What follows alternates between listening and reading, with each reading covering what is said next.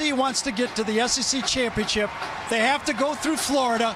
Florida's not going to get out of the way. Tennessee has to knock them out of the way. Well, I appreciate the fact that your homework was cut in half this week. Now, let's talk about Luke Del Rio. Started the first 3 games at quarterback for Florida, knocked out. We will see Austin Appleby. Yes, the Purdue transfer. Luke has had a good start here, but for Tennessee, they have seen backup quarterbacks have success for them before. Austin Appleby will not be in awe in this football game. He started in big football games before. He's a senior graduate transfer. I do not think this scene will bother him at all. And this scene is one of the greatest in all of college football. It's Neyland Stadium, 95 years old today. The Home Depot SEC on CBS is sponsored by Allstate, AT&T, Wheels Up, and by Outback Steakhouse.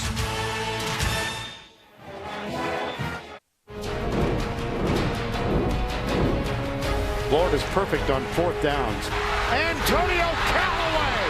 He's going to score! It's a touchdown! Oh my! How many times do you think he's made this kick in his backyard growing up? The kick is up. It is going to be no good! Wide right! Wide right! The streak is at 11.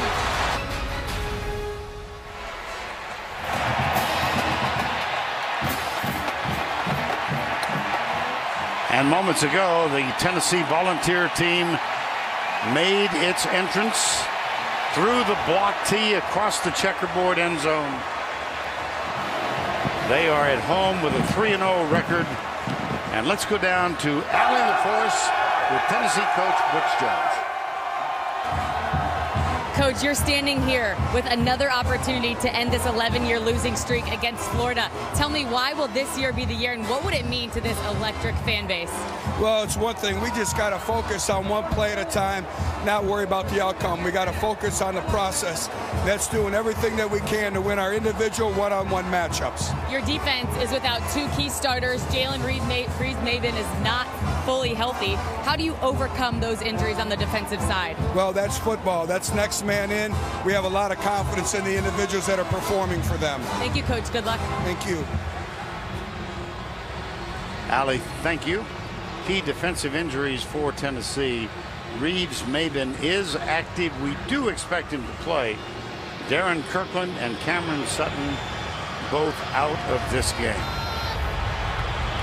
The weather, it's still muggy in September. That's on the field in excess, well in excess of 100 degrees. 92 degrees, 34%, and the wind out of the northeast at 5 miles per hour. Florida won the toss. They have opted to receive. This is only the 46th all-time meeting, 26-19. And Florida, as you know, has won the last 11. They lead by 1 here in Knoxville. And Luke Del Rio made the trip. He will not play, but Jim McElwain wanted him as the starter for the first 3 games to be a presence on the sidelines. Fumbled in the end zone, take a knee and bring it out.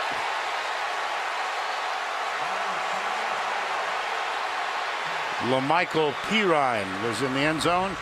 There is a flag, 2 of them as a matter of fact, at the 37. That brings forth the burp from the cow.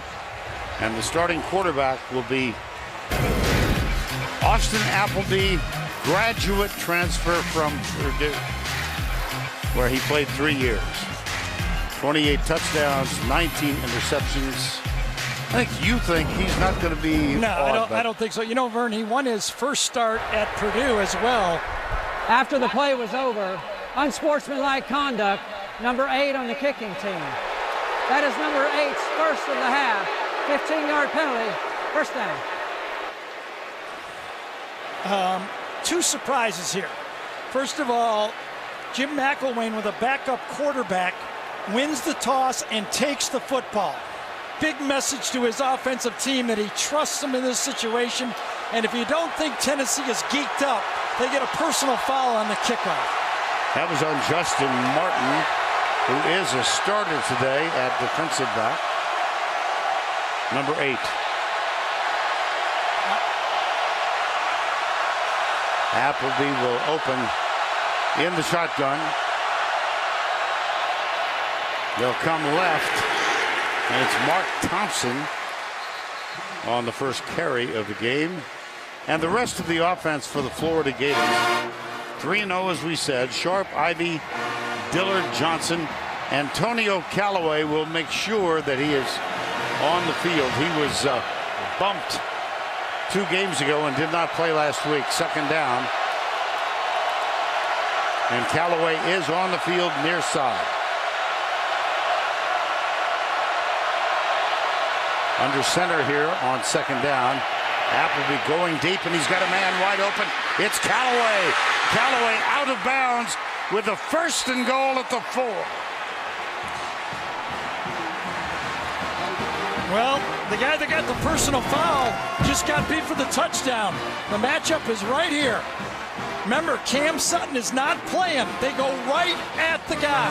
If you don't think McElwain had a plan, taking the kickoff and attacking the newest player on the field, it came out right there. Antonio Callaway on the receiving end of the winning touchdown in Gainesville a year ago. And he's got one big pass play from Del Rio against Kentucky this season. 1st and goal. Quick toss into the end zone, and it is incomplete, intended for Callaway. Let's quickly set the Tennessee defense as Butch Jones hustles down. Vereen, Vickers, O'Brien, Barnett. Colton Jumper will get the start at middle linebacker. That's he's replacing an injured player, Justin Martin, replacing Cam Sutton at the corner, and he's had a presence in this game. A personal foul and beaten for a huge gain. 2nd and goal.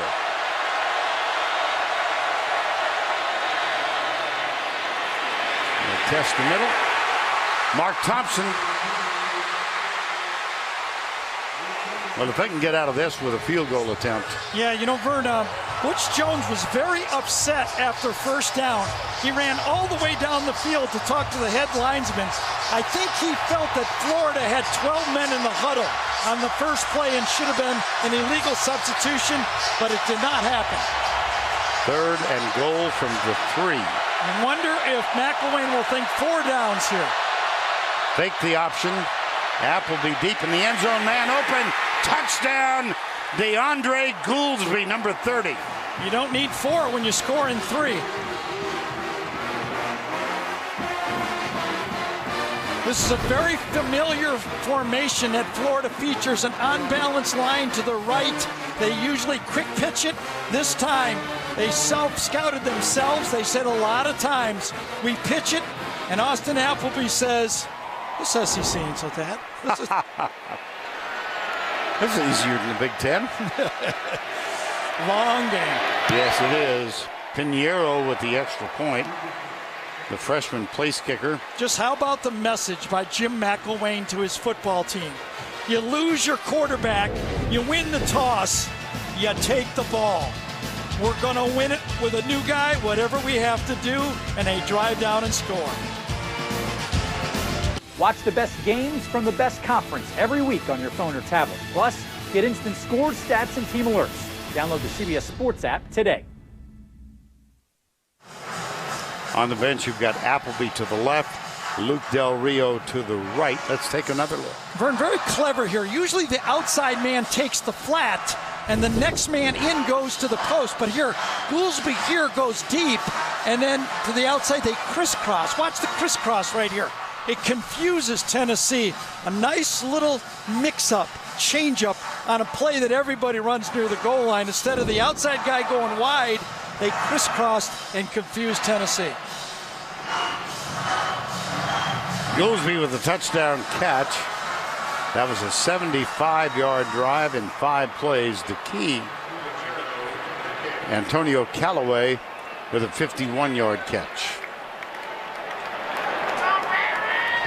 Eddie Pinheiro will kick off, and Evan Berry is the deep man, number 29.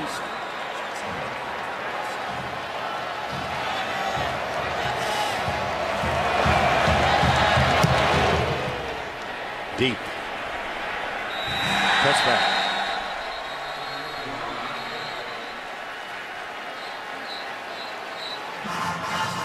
And so Tennessee will get it, trailing by 7.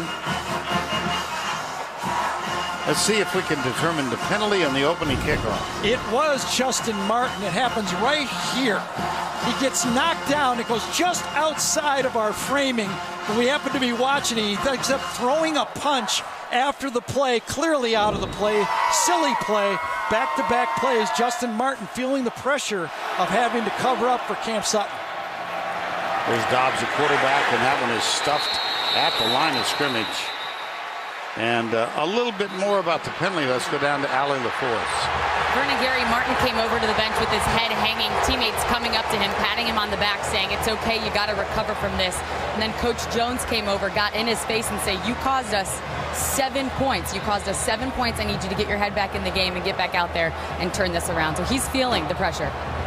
And we have a flag on the first. Yeah, I think it's going to be the guy who did all the talking this week, Quincy Wilson, for Florida, that's going to get a 15. Oh, did he get it or not? After he was the one involved. Unsportsmanlike conduct, number 6. Yes. On the defense. That's number 6 shows the first of the game. 15-yard penalty, automatic, first down. Now listen to the reaction yes, of the crowd. They knew that he was the one that popped off about Gators winning. He guaranteed a win. Remember now, both of these players, if they get one more, they will be out of the game. Watch Wilson.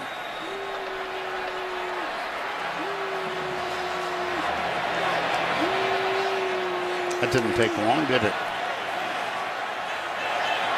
First down. Vernon, field position has been improved by both teams having a personal foul. Dobbs gives it off to Jalen Hurd. Now then, cue the cow. Chick-fil-A starting lineups. There's Josh Dobbs, senior. Outstanding student, outstanding player, great leader for this team. Jeff Collins, defensive coordinator at Florida, said he recruited him when he was at Mississippi State. He was in his home once a week for 2 months. Tyler Bird. Gary, I'm going to let you handle this one about Tyler Bird. I've been following Tyler Bird for a while. He's out of Naples High School, right around where I live. Actually committed to Florida, then Miami, and then Tennessee. Going to be a star in this league. And he gets the catch, Jalen Hurd. Let's do the remainder of the offensive 11. Kendrick, Robertson, Wiseman, Chance Hall. He's been injured. He missed the first 3 games. He was a freshman All-American a year ago, and there is an injured player. It's Jashawn Robertson, who is the only member of this offensive line to have started all 3 games this year. Time is called. 11:51 to go, first quarter. A bench for Tennessee, and take another look and see if we can determine what happened. Yeah, I think he had Jordan Sharif, number 17, fall on him from the backside. Well, I mentioned he had started all 3 games. Let me be specific. He's the only one who started at the same position. Right. All 3. Kendrick is the only other one, and he's moved from right tackle to left tackle, and we're going to shuffle again. While you're talking, they shuffle again. Denzel Bulware, number 50, is on the field. Second down and 5. Ball at the 45, 7-0. Florida leads. Dobbs rolls right. He had bunched receivers on the right side. That one in or out. 2 officials confer. I believe he had his foot down. Josh Malone, let's see. Nope. They called him out, yes. Let's see. Catches it. I think his left foot was on the line when he caught the ball. Happened pretty quick. Good call. Toe was on the line. And that brings up third down. And this is the part of the field where you could see this call by Mike DeBoer thinking that he has 4 downs here. This is a part of the field where you could go for it on 4th down. So I think he's got 2 more chances here. Again, 3 wide to the right, roll out, drills it. It's bobbled and dropped. Should have been caught at the 35. That was Ethan Wolf, the tight end, number 82. Now let's see, will he go for it? Well, remember a year ago, McElwain was 5 for 5 on 4th down. But they're going to bring on Trevor Daniel to punt.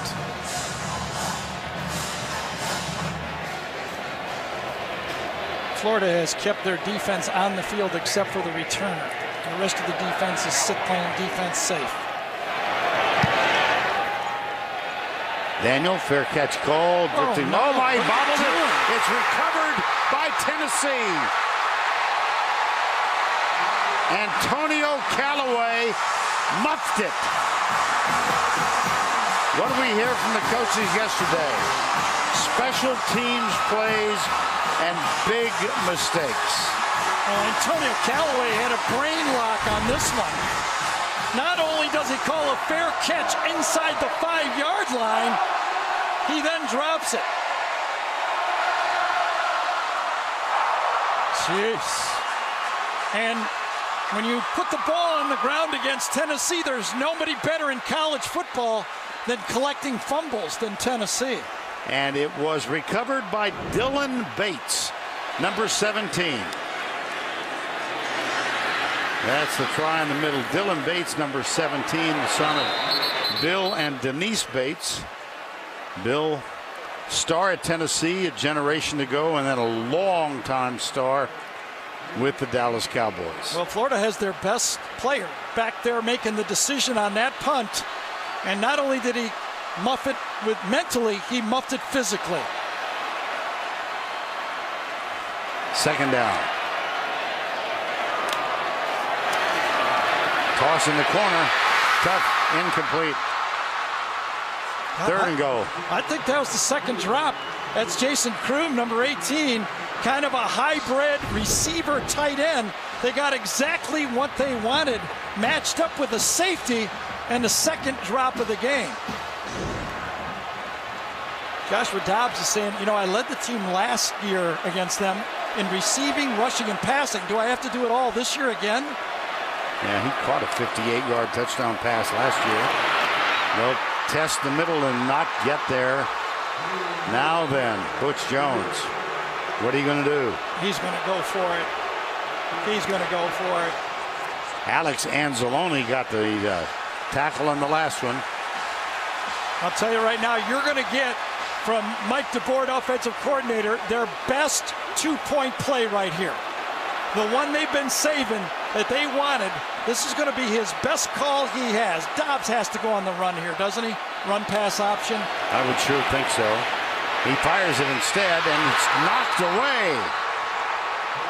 Marcus May, number 20. My goodness. What a goal line stand by the Gators. Marcus May, he's on the inside. Watch him get through traffic and make the play. Fights through traffic and then closes on the ball. He anticipated the throw. It was a half pick, but Marcus May fought through it and made the play. Gators get it back. They're only 99 yards away. Doubleheader for you, the NFL on CBS tomorrow. League game early. Denver at Cincinnati, Oakland at Tennessee.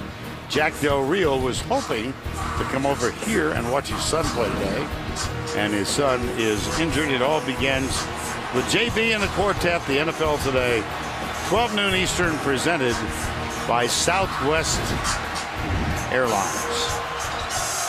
Well, my goodness. Callaway Bonehead play for a fair catch inside the 5 and fumbling. And then a curious set of offensive plays. One drop pass in the end zone and 2 other passes. Nothing. That's a 2-yard gain.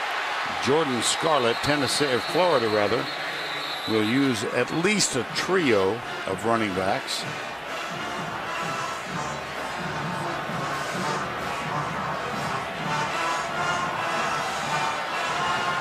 There's Del Rio. Said his dad was going to get to watch him play 3 times this year. Once later in the season, this weekend, and then the opening game. But I would think that Jack is otherwise occupied now that Luke is hurt. Right side. Spins close for the first down. Jordan Scarlett.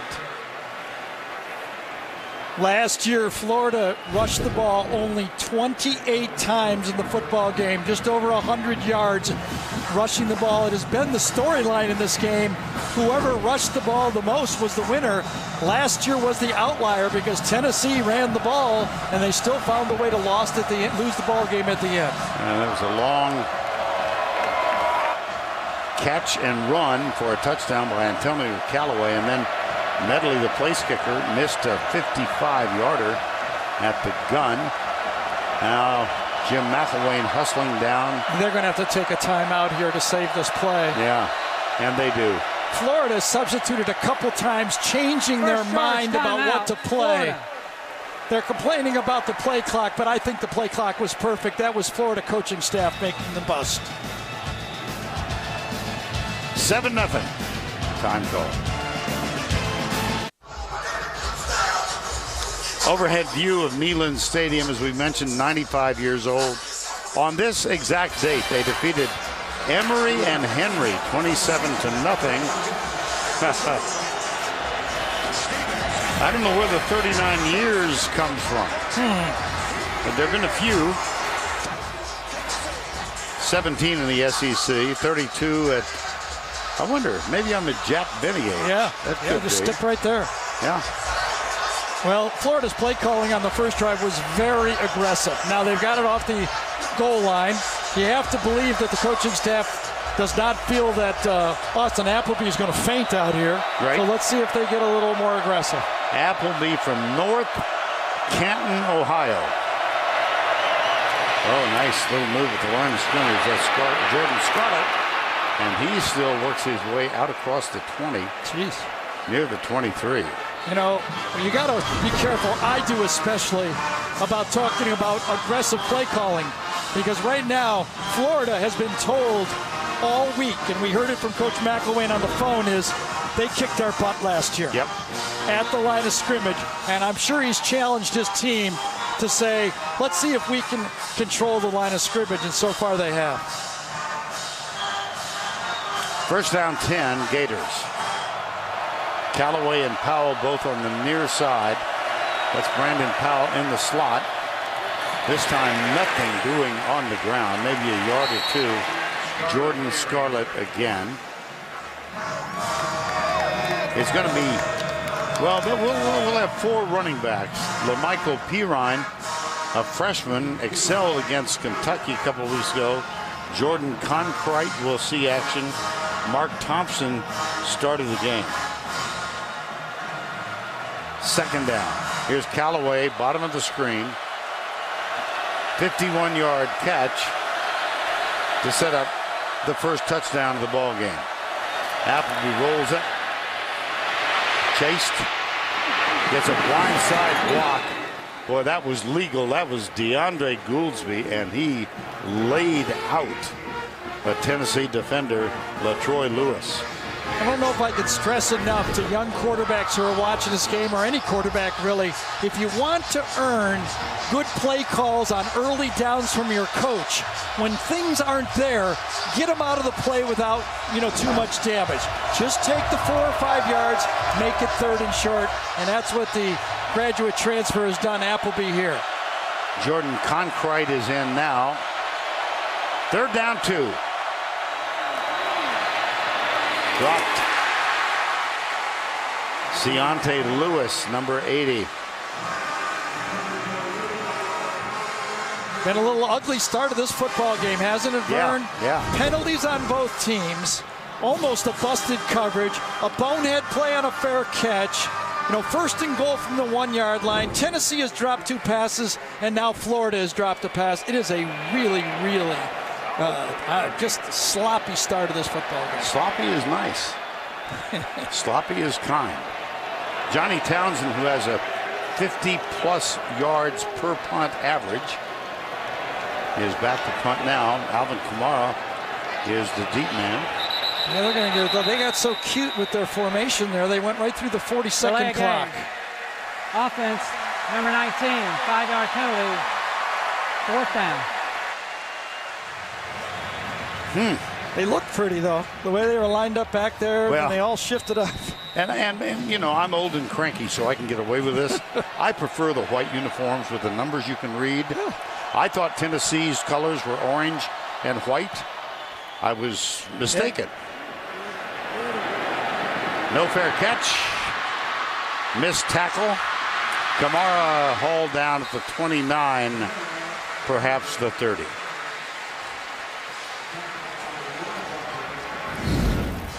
Well, it started out, you know, 1st and goal after the muff. They run the ball, and it is stuffed inside. The next time, they have a touchdown.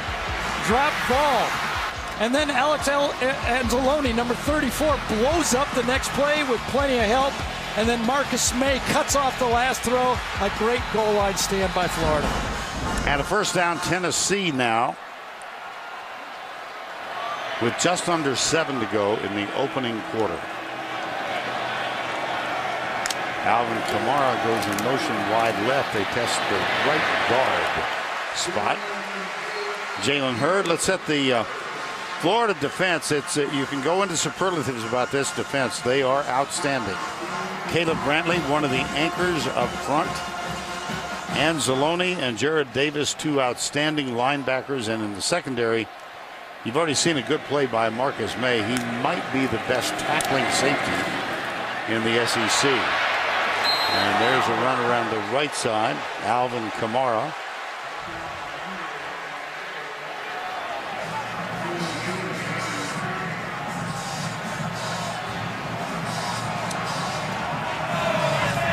Good news for Tennessee. Jashawn Robertson is back in the lineup.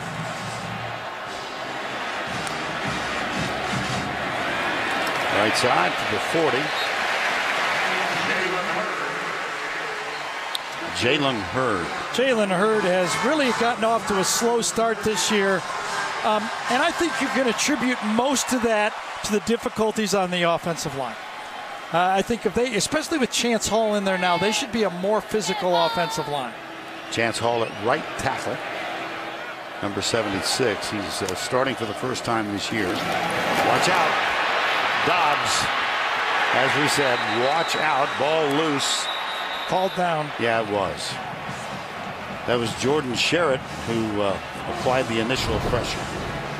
Well, Jordan Sherritt comes off the top right there to the outside, slaps the hands down, pressure inside, and actually he's the beneficiary. And one of the things that Jeff Collins told us, the defensive coordinator for Florida, he says, we want to collect sacks. We don't need knockouts. We want to collect them. Go in there and grab them.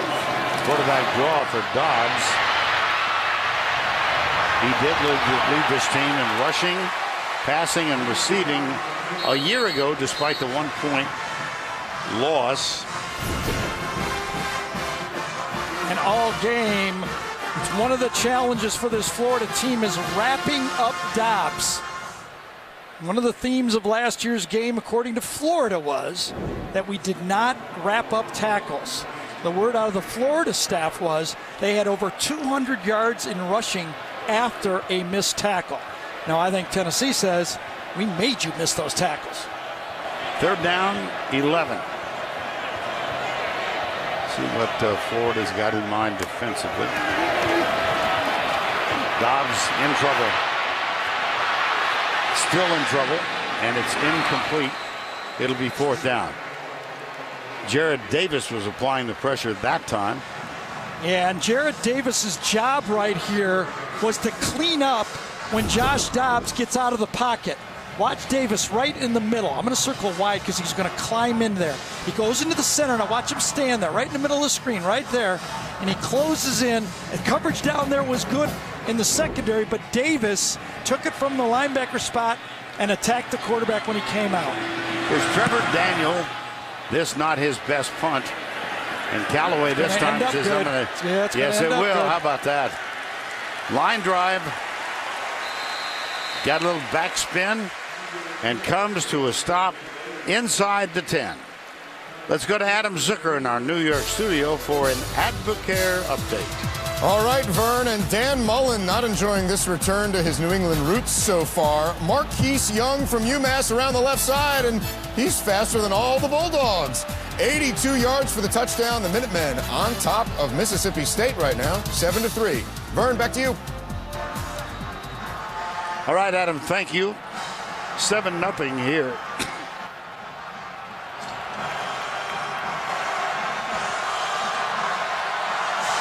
And Florida starts from its own 8-yard line. Jordan Conkrite is the deep back who gets the handoff. Cuts left at the line of scrimmage and works it out near the 13. Todd Kelly Jr., number 24, makes the stop. Trying to peek out, and we have to kind of admit the numbers are tough to see. Nobody cares, but no. I do not see Jalen Reeves-Maben on the field right now.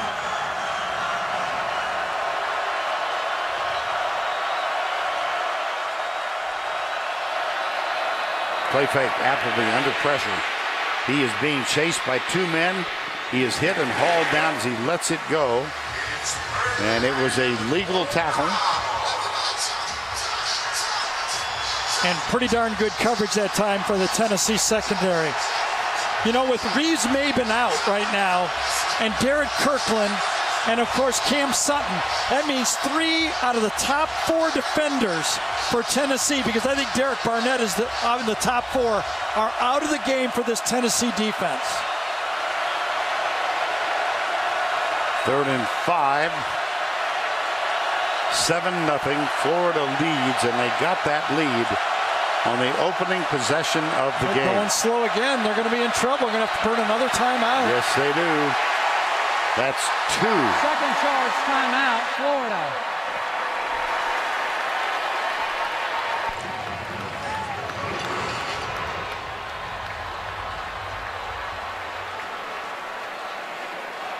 .340 to go. Opening quarter of play. Florida now with 1 timeout left. Get the CBS Sports app for inside access to Florida, Tennessee, or your favorite team. From signing day to game day, you'll get instant coverage of every moment from every angle. Download the CBS Sports app today. Maben still not in the game. 3rd and 5.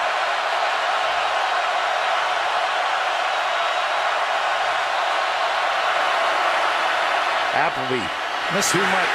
I missed him. DeAndre Goolsby was open.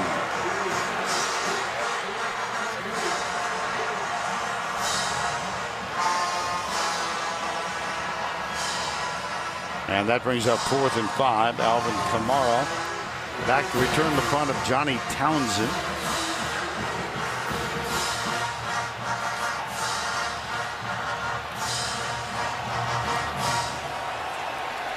Ryan Farr will snap it back. Second punt. Another penalty on Florida. They moved on the outside. I think it was Nick Washington, number 8 that time. Before the snap, false start. Offense, number 8. 5-yard penalty. 4th down. Got him. It is loud here. It is Florida's first road game of the season. You know, part of the miscommunication with Appleby you could understand, but 2 penalties on the punt team you can't. 4th and 10.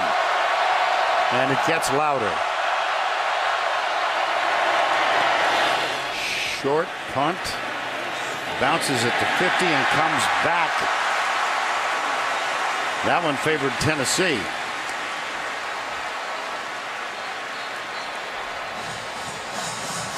Another look at that penalty. Yeah, there's the bottom of the screen. I think it was right here that it's going to happen.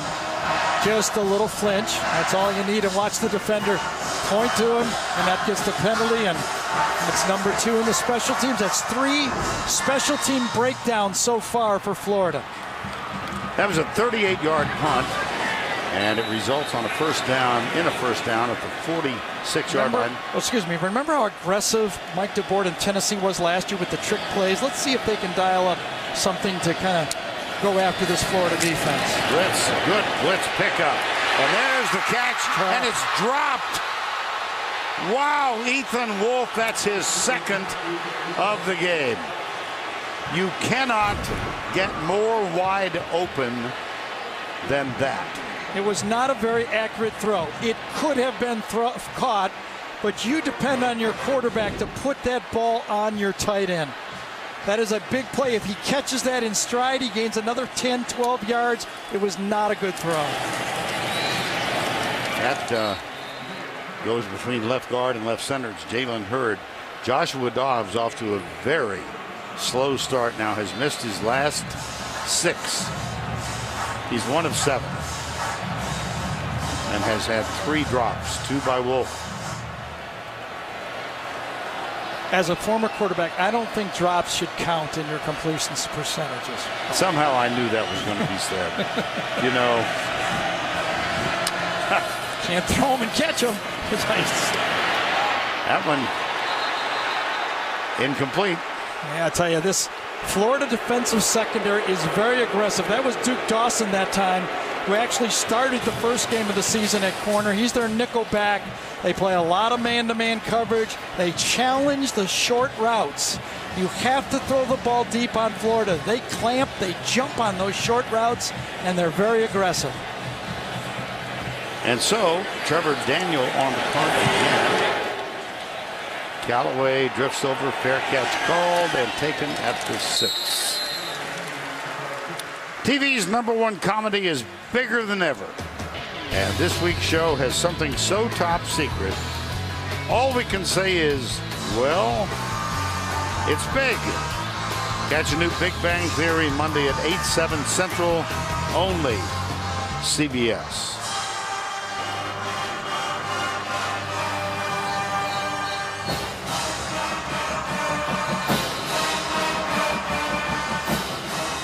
And let's go down to Allie. Vern, it's not looking good for Reeves Maven. He's been talking with the athletic training staff for up to 10 minutes now. The look on his face is pure disappointment. When his teammates come to ask him how he's doing, he just shakes his head no, and they've been patting him on the back. He is fighting emotions back right now. Florida's got it with a 7-point lead. Tries to get outside and does as his Scarlett cuts back and is tackled with a first down at the 19-yard line. Vern, a big storyline in this game so far is after the first initial penalty of the game on the kickoff, when Florida started with the 40 and they were very aggressive. Their last 3 drives have started on the 1-yard line, the 8-yard line, and the 7-yard line. It's a lot of different offense that you want on the 40, then backed up inside the 10. Now, they did pick up a first down on this first down effort.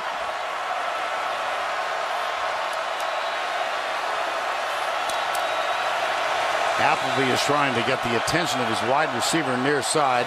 Stunts defensively. Appleby lets it go. And his receiver slipped. It looked like Callaway. Well, Vern, Austin Appleby came in here as a graduate transfer. He was a 5-year player at Purdue, but he actually went to spring football in high school. So counting the spring football practice at Florida, he has been through 6 years of spring football. He has a lot of experience in college football. Played on the varsity for 3 years, as we have mentioned, at Purdue, Gary's alma mater. And this time he'll keep it. Well, how would you have ever imagined that there are 2 former Purdue quarterbacks starting in the SEC? No. And who is this? I recognize that running style. Quick as a cat, I've always thought. By the way, the guy that catches this pass, my teammate for all 4 years, Darryl Stingley on the receiving end of that pass right there. Gary with a brilliant start, and then they change you to a wishbone quarterback. Yeah, but I learned how to complain about things. Now, carried it on now. 3rd down and 8. Screen pass. That's Cronkite, and that's a good, effective play out to the 36-yard line. You almost have to kind of half smile. Jim McElwain and Doug Nussmeier, you know, their coaching tree led them through Alabama. Nussmeier went to Michigan. If you look for an MO from both of these guys when they had Alabama, when they're in trouble, watch out for the screen pass. And that's exactly what they dialed up right there. And a 1st down 10 on a 15-yard gain.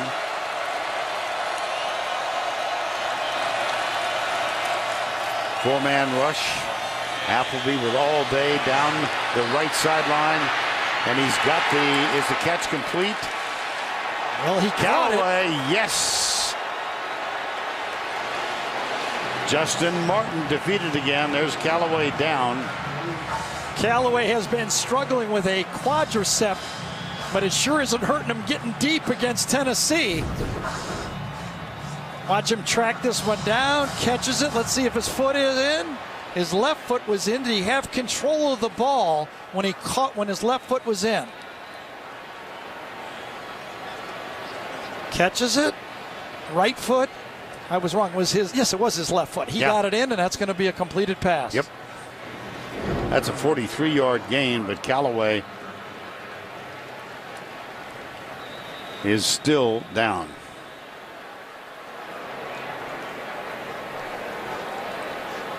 Time has been called. 43-yard gain.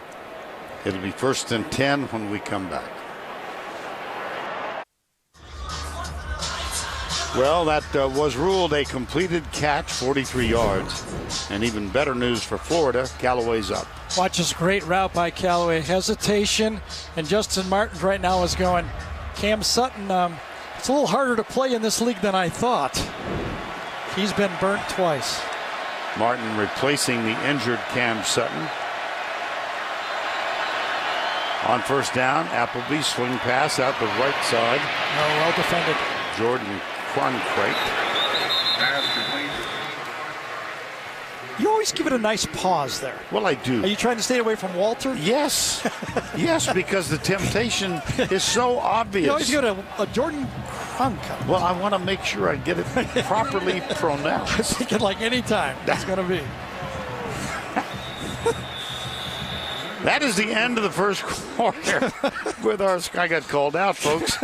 7-0 Florida.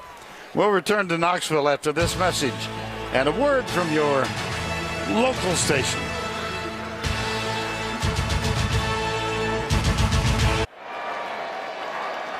We welcome all of you back to Neyland Stadium.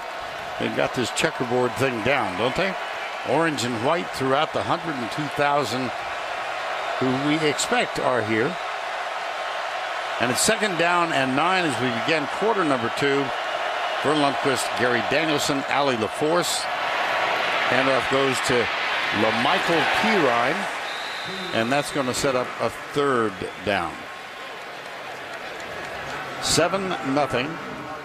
Touchdown came in the opening sequence of plays, the highlight of which was a 51-yard pass to Antonio Callaway, and then a 3-yard touchdown pass to DeAndre Goolsby. Mind if I give a little love to Justin Martin because he made a pretty good tackle there, number 8 for Tennessee. You know, well, he needs it. I know. Yeah. Give a little love. Nice tackle there. 3rd down 4, 7-zip. Appleby goes back to the left side, screen pass, watch out. This one was easy. Boy, Jordan Cronkite. There you go. Doug Nussmeier is pitching a perfect game. The offensive coordinator for Florida has really been on his game today.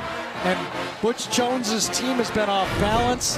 The total yards in this game, Florida already, over 175 yards. It just seems that Nussmeier is able to do it. Anything he calls seems to be the right play, and Austin Appleby and his football team out there is executing it one right after another. There you go with Doug Nussmeier. That was C.J. Wharton with the block at the goal line that made sure the touchdown would be achieved. Eddie Pinheiro with the extra point. Florida. Appleby has been superb thus far. Cronkrite with the touchdown.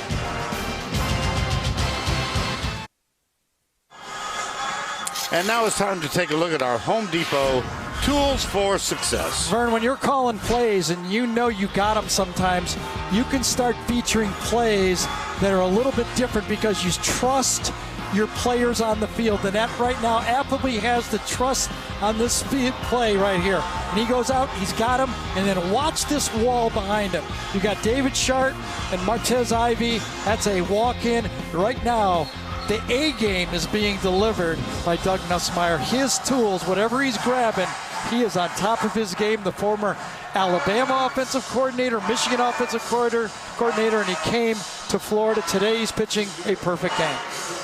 And as a result, the Gators are up 14-zip. And I think the initial message by Jim McElwain to say, we trust you, Austin Appleby, taking the ball, going away from his strong defense was a great message. And here is the kickoff for Eddie Pinheiro. Evan Berry will let this one bounce, and it'll come out to the 20, Monday 25.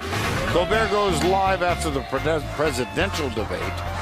Don't miss a special live late show with Stephen Colbert Monday, and Tuesday, Stephen's All New with Sean Penn, only CBS.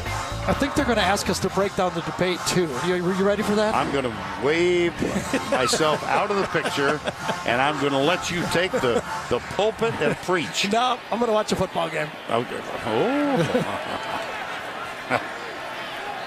First down. Tennessee not getting much done offensively thus far. Dobbs is 1 of 8.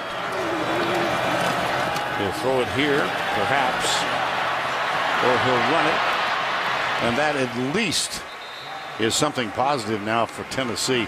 They just haven't been able to solve anything coming their way. No, I mean, a lot is asked of Joshua Dobbs. This time on a passing play, he scrambles out. But, as a football team, you're not thrilled with broken plays. They can't make the first part of the play. They'll test the middle in this. Are they asking, perhaps, too much of Joshua Dobbs? It's a good question. I think that's what they are. We told that story before. You are what you are. I don't see why they can't use Kamara and Hurd a little bit more. But listen, you got to have help. The receiver's got to catch the ball. There's been 2 or 3 times where Dobbs, it hasn't been perfect throws. You're an SEC receiver. You're getting recruited to come to this level to play. You're supposed to handle a poorly thrown ball. Third down 2. 14-0. Tennessee trails. And a timeout is going to be called by the Volunteers. The head football coach, first charge timeout, was Tennessee. out on the field, and he leaves the field to play in a state of anger.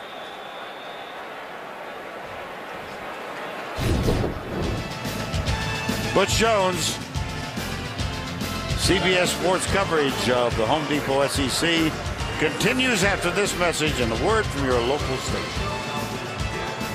All right, Adam, 3rd down and 2 here. 14-0. Just under 13 minutes to go, first half.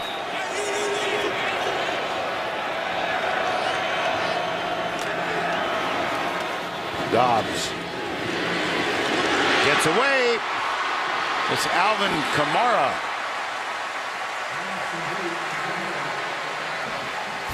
I'll tell you, if you want to watch a good football player, watch Alvin Kamara. He's faster than you think. He picks up linebackers blocking. He's a good receiver. He threw a jump pass last year's game. Really a solid, good football player. I predict he's going to have a nice career in the NFL.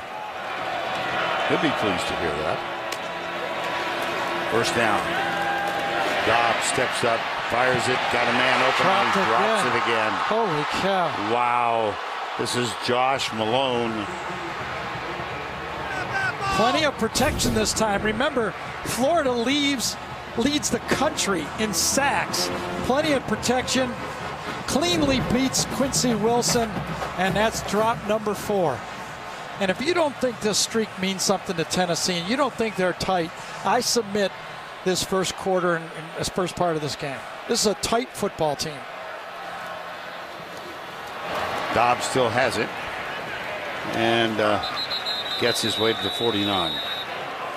Well, the streak began in 2005. Points per game has been Tennessee in every category, including turnovers. The last two have given hope to the Volunteers. They lost 10-9 2 years ago here and 28-27 there. I chuckle because you say it gave them hope, but it also gave them despair. True. They were hit 9-0 and 13 points, and they lose both games. Well, this is a place where you'll hear some country western songs, and that is one. Here's Dobbs. Big story there, not being able to sack Dobbs. And he got loose for a first down. That was a story. One of the strengths of Josh Dobbs is he's so hard to tackle in the pocket. Clean run at him that time from inside out. Could not make the play. Brian Cox could not get the tackle. It's hard to bring him down with one arm. We visited with him, right, Vern? He's bigger and stronger than you think. Well, he's not a small lad. No. 6'3", 210. And that 6'3", 210 includes strength. Here's a reverse. He's a quarterback. Throwback, and the receiver stumbles. Smartly defended, though, I'll tell you that. Jawan Jennings is a high school quarterback. He completed a pass in this game to Joshua Dobbs last year. I think it was Duke Dawson, number 7, that defended it. Now was it interference? He got his hand on him, and I think the ball was in the air. I'm actually agreeing with 102,000 people right here, right now, because I think that was interference. No flag. Second down. Quick screen out to the right, and that's completed out of bounds at the 38-yard line. Let's do some positive talk about Tennessee. All righty. Remember a year ago when they started fast and they finished slow in 2015, particularly the Oklahoma game and the Florida game.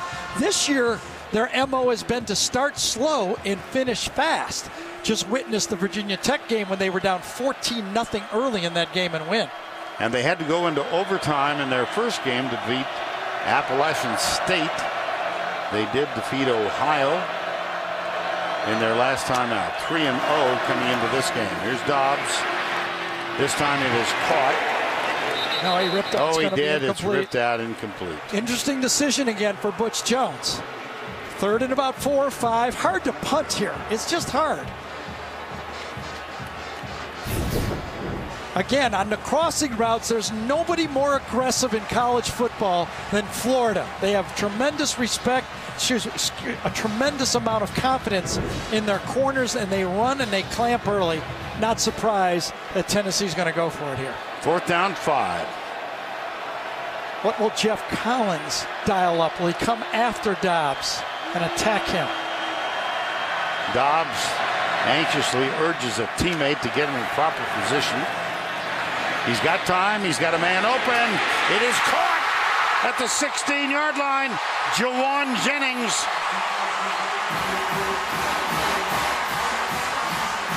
Lined up in the slot, and I think he beat Jalen Tabor. That's a tough matchup. Tough matchup right there. One-on-one coming to the outside. He beat maybe the best cover man. And they go quickly, and this one is caught at the 5.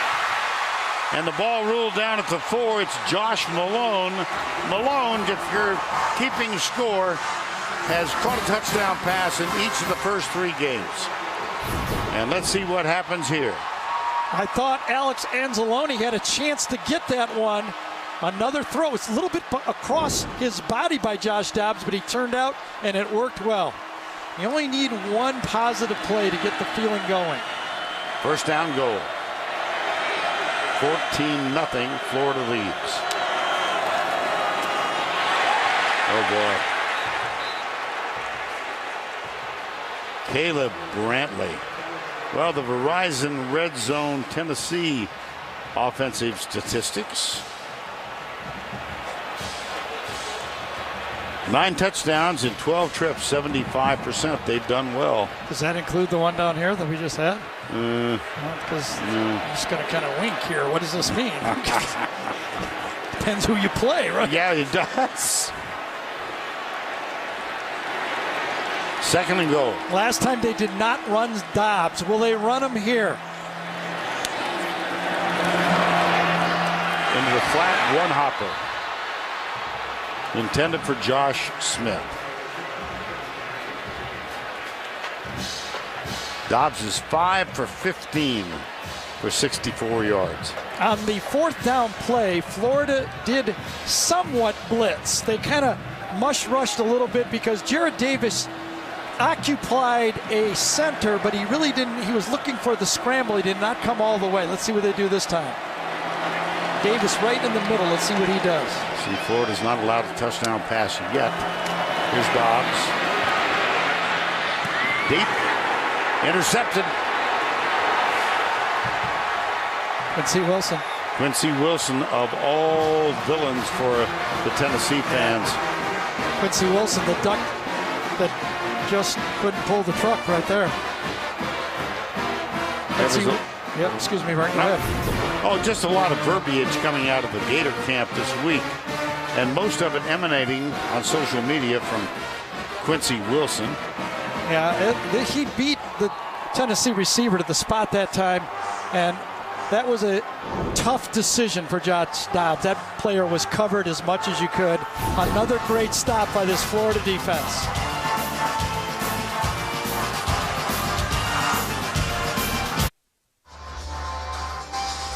Quincy Wilson on the Florida bench, given credit for the interception deep in the end zone. It still is being reviewed here. Let's see if we can get a help for Mr. Bible, the replay official. I think his elbow comes down. I do not see the football coming.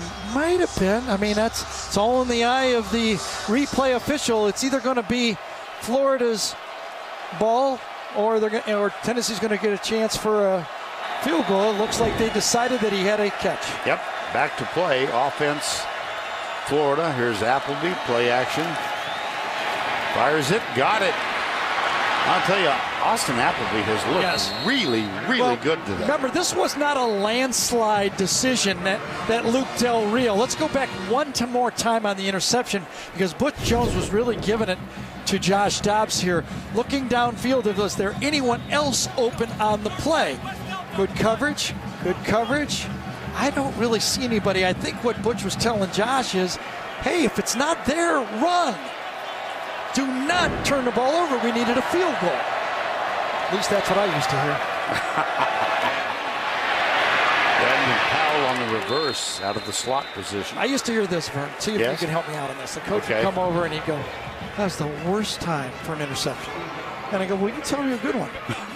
We only throw when we're behind. I mean, Gary, he's self-deprecating about this. Gary was a widely recruited quarterback, and then you went to Purdue and they changed to a wishbone offense after your first year. Yeah. Long time ago. Nobody wants to hear about that, especially in this conference. I'll tell you that. Well, good point. Second down. Left side, Mark Thompson. And I think it is time to cue up the Aflac Duck. And here is the Aflac trivia question. Which Gator said, have you ever seen a duck pull a truck? Ducks don't pull trucks. Nobody has ever seen a duck pull a truck. Somebody said that, and they haven't explained it yet. I don't know. It sounds like Macklin. I'm just telling you. No, Jim, it sounds like Jim. Could have been Dr. Seuss. First down.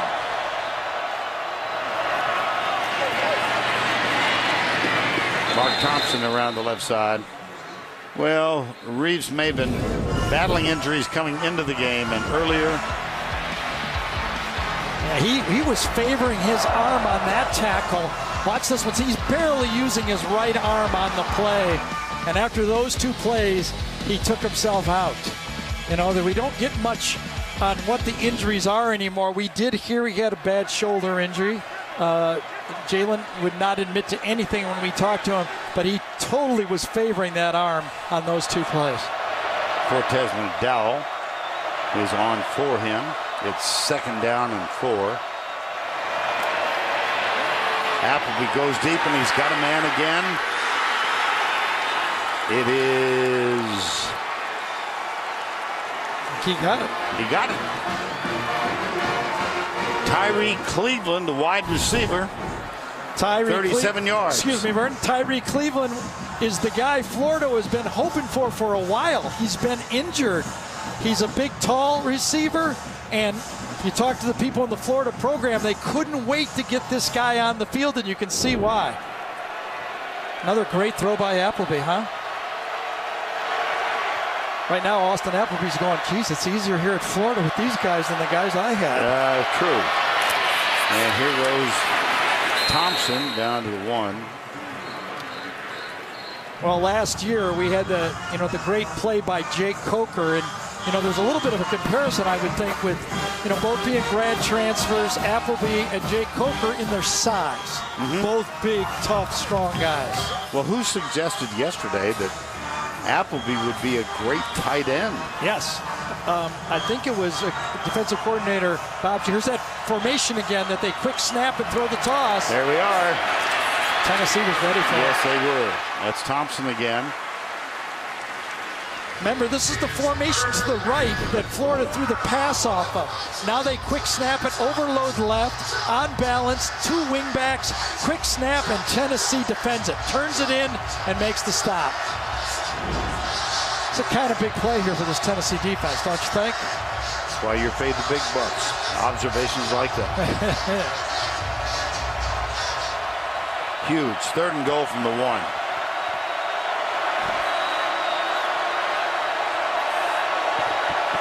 Jordan Scarlett, and there was a late man on the field for Tennessee, a defender.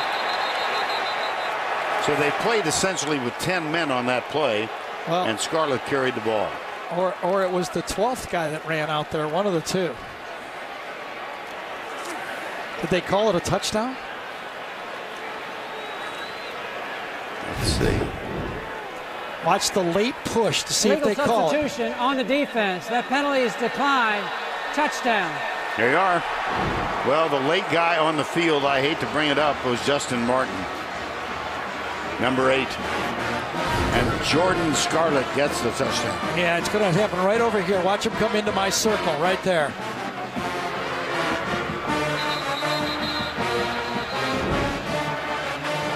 So Piñeiro's on for the extra point. I don't know what the penalty was. If it wasn't 12 men, I'm not exactly sure. It could be he didn't get inside the numbers, or he has to enter the huddle. I'm at a little bit of a loss, and I have to admit that I don't know the exact rule. All we heard was late substitution, yes, correct? Illegal substitution. I thought I heard him say illegal. There's Martin. I didn't know if he scored on the play. Again, it was called a touchdown.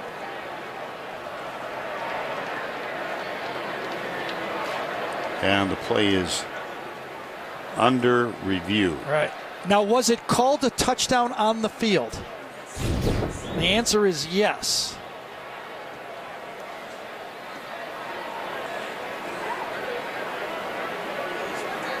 It's not 5. That's Fullwood. Yeah. Let's see if we can go 25. Let's see where 25 goes. His knees aren't down. Oh, that's a touchdown. That's going to stand. And that's going to stand. Well, I was so busy watching Justin Martin by himself. He looked like the lonesome end from the 50s. He was out. After review, the ruling on the field stands. Touchdown. It's Matt Leffler, our referee today.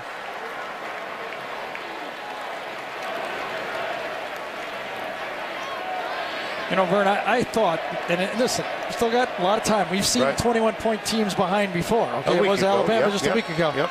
I thought if Tennessee won this game, they would tear down the goalposts. And if they lost, they might tear up the phone lines on Monday. The radio shows will be hot there, don't you think? My goodness. Yes. Including Jerry Glanville's. The old NFL ball coach lives here in Knoxville. Made a visit to us before the game started. Adam, thank you. It's 21-0 here, Gary.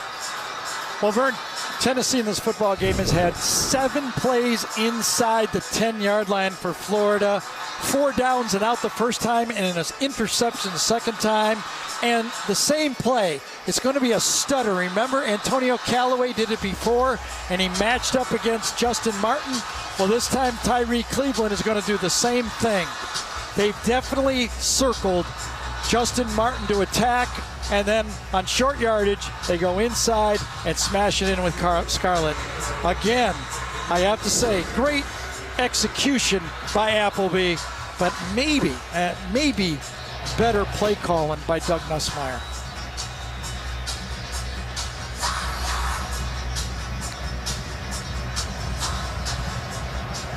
So the Gators will kick off, leading 21-0.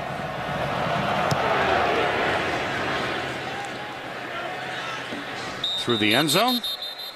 And with 5:12 to go in the first half, let's reintroduce you to the Aflac Duck.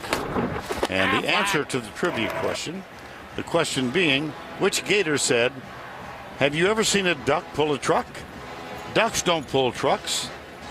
Nobody has ever seen a duck pull a truck. And the answer is... Nobody has ever seen a duck pull a truck. The Florida Gators are going to win. Simple as that. So are you guaranteeing a victory? Is that... Yeah, we're going to go out there and play Gator football and win. And in the locker room, assuming a win, Quincy's going to explain what the duck pulling a truck had to do with this game. Doesn't matter. If you intercept the pass and you're leading 21-0, it'll be like, yep. You know, it doesn't matter. Listen, this is a ball game right here, I think, for Tennessee. 5 minutes left in the half, just under 5 minutes. Remember, they get the ball to start the second half. They need a drive and points. Dobbs. That one's caught. That's Tyler Bird. Yeah, look at that. He's going to be a great player, Bird. True freshman. Now, you mentioned that he started out at Naples High. Yep. Committed to Florida. The reason he didn't go to Florida is Will Muschamp got fired. Okay. So he decommitted, went to Miami. Miami changes coaches. Larry Scott, the coach who coached him at Miami, moves to Tennessee, and he brings along Tyler Bird. And there's a spin by Dobbs up the middle. Here we go. This is how you can get a drive together. Here, the miscues. Drop passes early. I think this put Tennessee into a funk. Early in the game, the drop passes, they started to say, are we going to find another way to lose this game? They started to feel sorry for themselves, and they haven't snapped out of it. Well, there was a late flag after the tackle had been made. After the play was over, personal foul, face mask on the defense, number 40. That's a 15-yard penalty. Results in automatic first down. That's on Jared Davis, and that's helpful if you're a Tennessee fan. Yeah, I think it's right over here. Yeah, he kind of tried to throw away the defender, the offensive lineman that time, and grabbed the face mask by mistake. That's 15 yards. And a first down at the 29. Dobbs. That's complete. Josh Malone, who was in motion out of the backfield. Well, Tennessee was down here a while ago, and Quincy Wilson intercepted Josh Dobbs deep in the end zone to thwart that drive. 3:50 to go. No reason to panic. Put one up on the board. Get the ball in the second half. Up the middle she goes. Jalen Hurd.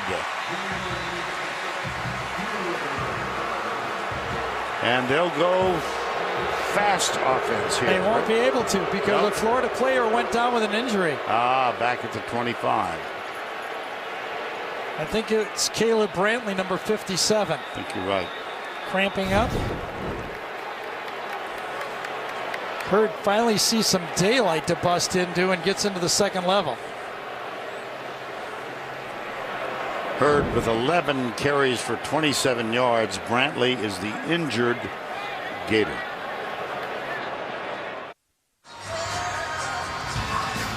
Back at Neyland Stadium in Knoxville, coming up the Geico halftime report. Back to New York with Adam Zucker, Rick Neuheisel, and Bryant Jones. Among the shockers, I think, today, Ole Miss dominating Georgia in a very convincing win and a bounce back after their defeat last week. Here's Dobbs, design quarterback run, and he's down to the 10.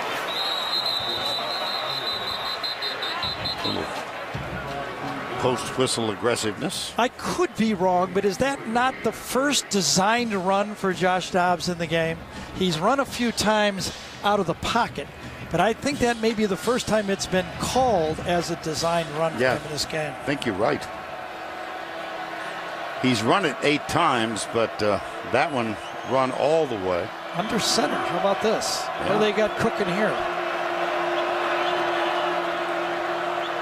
This has to be a little different. Usually a fade pass when you go under center. Throw it to the sideline. Okay. Play action. There it is. There you are. Overthrows him by a good 15 feet. Jawan Jennings was in the neighborhood. Kind of.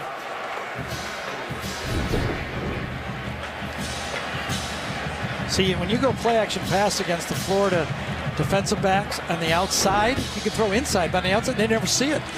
They're playing bump and run. They're looking at their receiver. They didn't see any play action pass. You almost can just drop. If you're not going to throw down the middle against the safeties and the linebackers, you're wasting the play action pass. Well, third trip inside the red zone. They've come up empty so far, and right now they're looking at a 3rd and 6. Dobbs wide open, and another drop.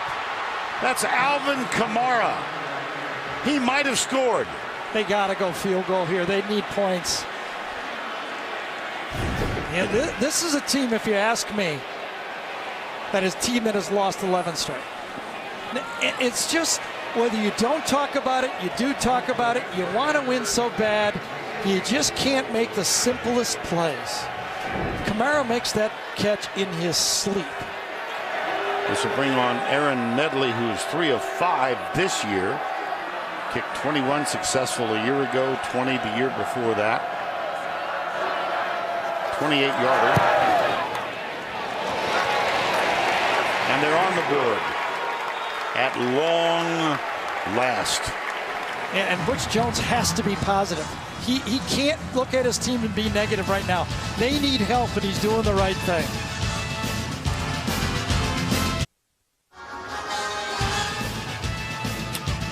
Tonight at 8 Eastern on CBS Sports Network, the most electrifying player in college football hits prime time as Lamar Jackson leads number 3 Louisville on the road against Marshall on the 24-hour home of CBS Sports tonight.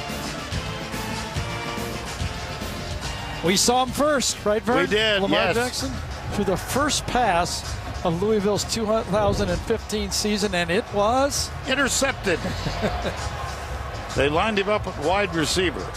But I'll tell you what, Bobby Petrino told us in our meeting before that first game, we have a young man who's going to be a quarterback. He's pretty special.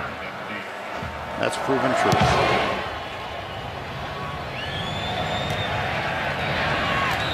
Take a knee.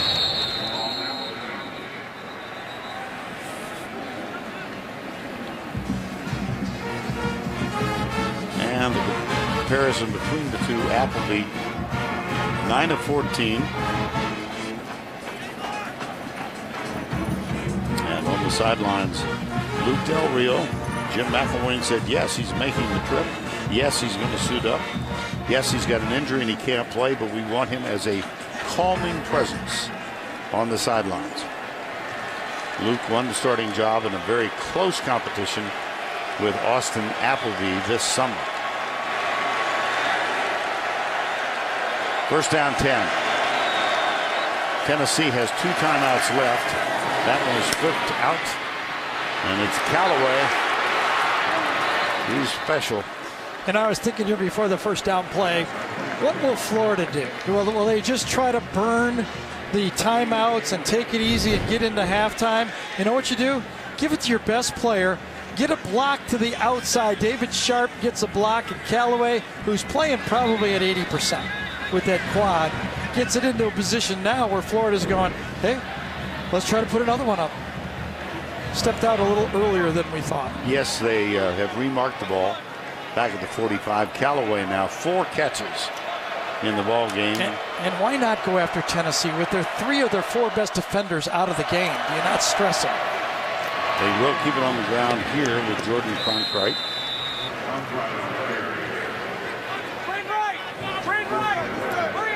Callaway on the bench. Reed's Maben on the bench, number 21. Brandon Powell has been very quiet in this game, number 4. I think he's right here in the slot. Yep.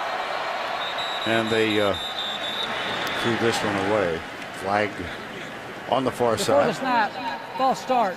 Offense, number 65, 5-yard penalty, second down. That's Jawan Taylor, the freshman right tackle.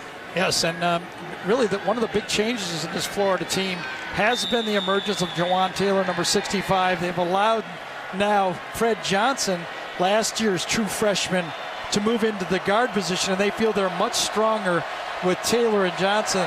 And, you know, this is not that by need they have to play Taylor. This guy earned his way out there. Second down, 11.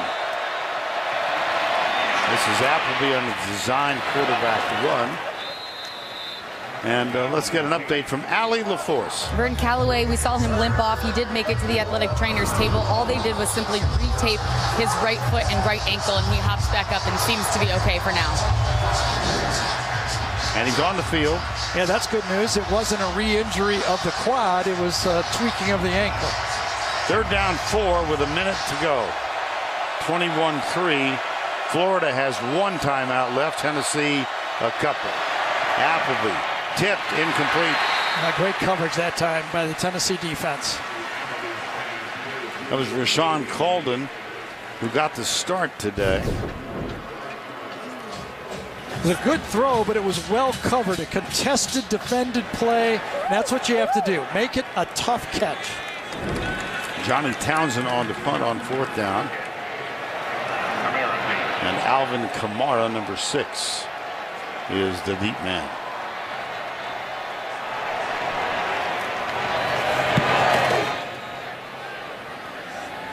Fair catch. Called for and taken at the 10. Tomorrow on the season premiere of 60 Minutes, is the war on ISIS a world war? The King of Jordan says it is. Plus a frightening scenario about Russia and their nuclear weapons. Tomorrow, only CBS.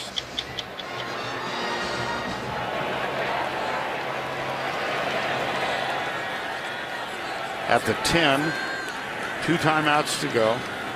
What do you think here? Very, very safe, I think. Yeah, absolutely. You know, after he made a mistake to throw the interception, can you trust him to make a mistake down here? Unless they bust a big play, I think they'll keep it very, very safe.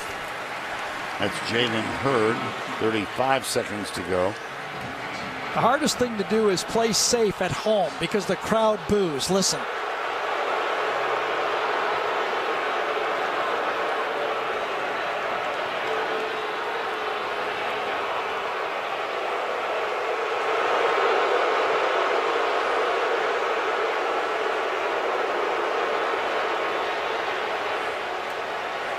That's 11 years of frustration. That's right. 20 out of 26. Ask Peyton Manning.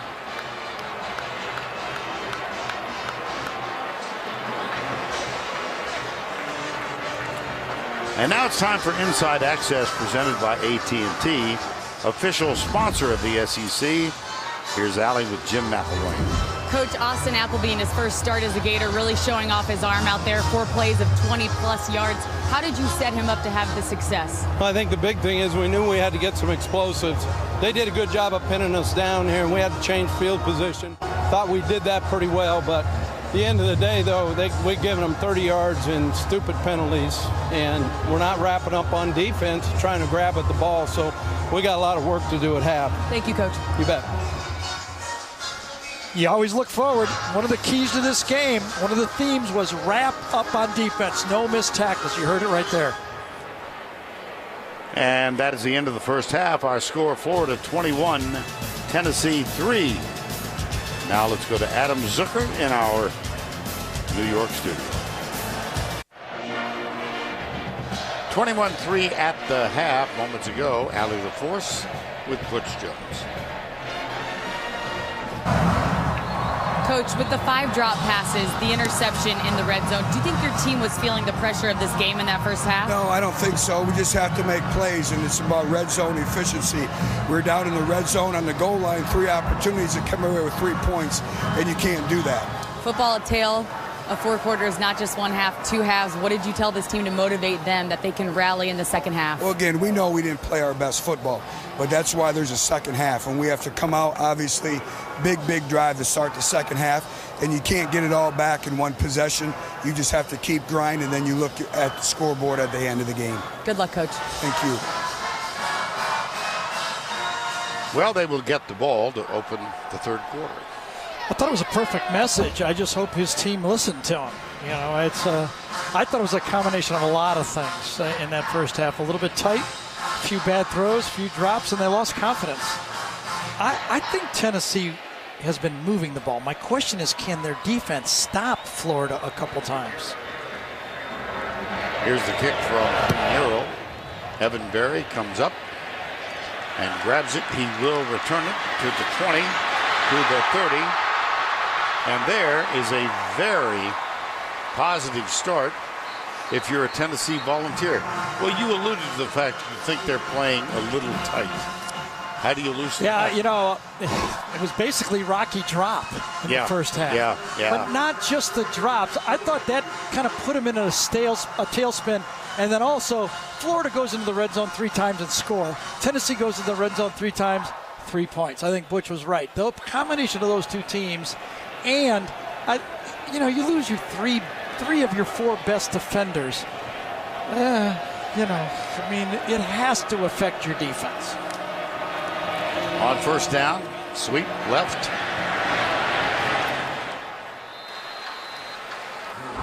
As we talk about it again, we talk about the drops, but it was more than just the drops.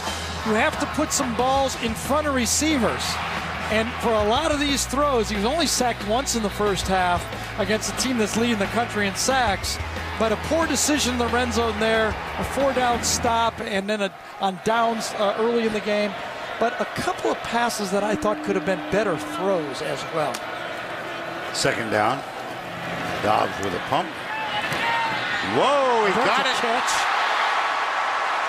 Jawan Jennings, a little circus-like catch.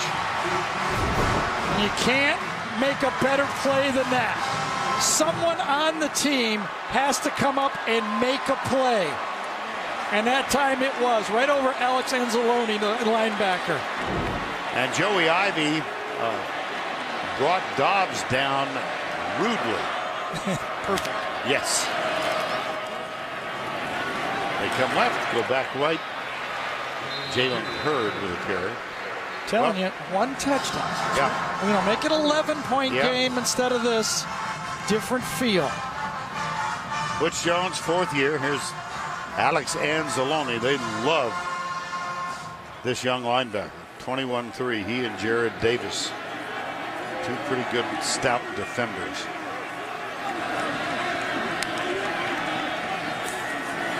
Dobbs. Jump ball intercepted. It's Jalen Tabor, number 31.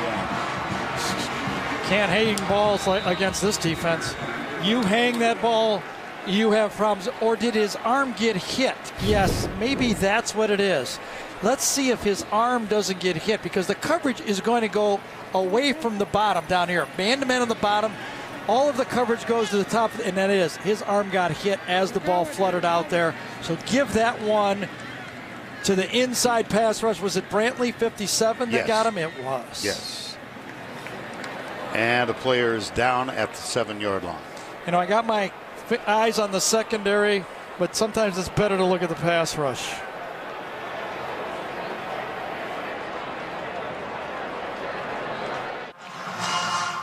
(21-3), promising start comes to naught. Gary, take us through the game trends so far. Well, you kind of backup quarterback who goes 10 for 16. You got a good chance to win a football game. Josh Dobbs, we kind of talked about the drops and the poor passes.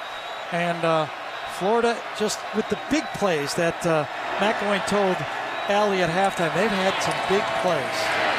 Contact made at the line of scrimmage, and Jordan Scarlett, number 25, picks up maybe 2. I think this is the 4th time in the game that Florida has started their possession inside the 10-yard line.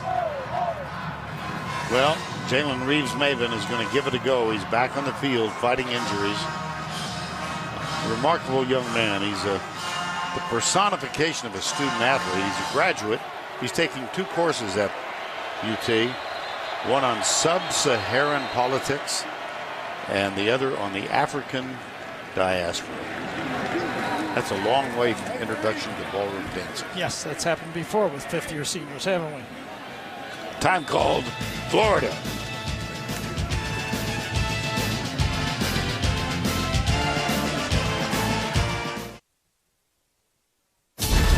The Home Depot SEC on CBS is sponsored by Ford, Geico, the Home Depot, and by Taco Bell. Well, I'm sure he's taking a break from his postgraduate studies.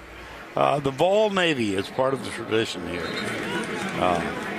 And you're looking at coverage from the Goodyear blimp. For 60 years, Goodyear has provided aerial coverage of college football's greatest traditions and biggest rivalries. Just get in your boat and come on up to Tennessee River. You know, Vern, we may come back here for Alabama. Right. May. And if we do, I think you and Nancy should go for the slide into the river. You think? Just like that right there. Why don't you do it? And Last time. And we'll take billboards over that. Yeah. Covered by the Goodyear blimp. I'd make a splash, I'll guarantee you that. Jordan Scarlett.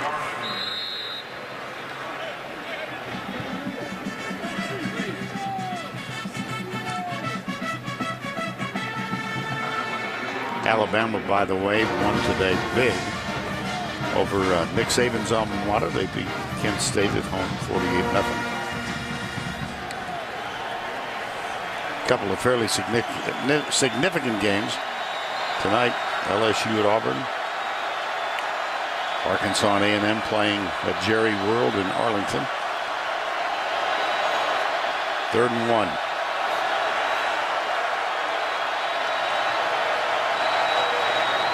Left side. No. They'll force the punt.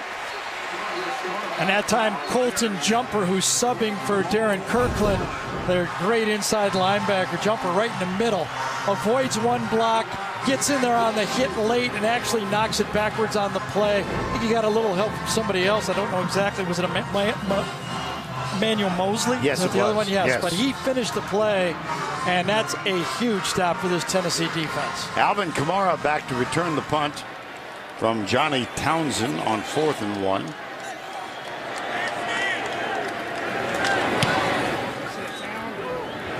High and deep. Kamara at the 24. 30. Missed tackle. 35.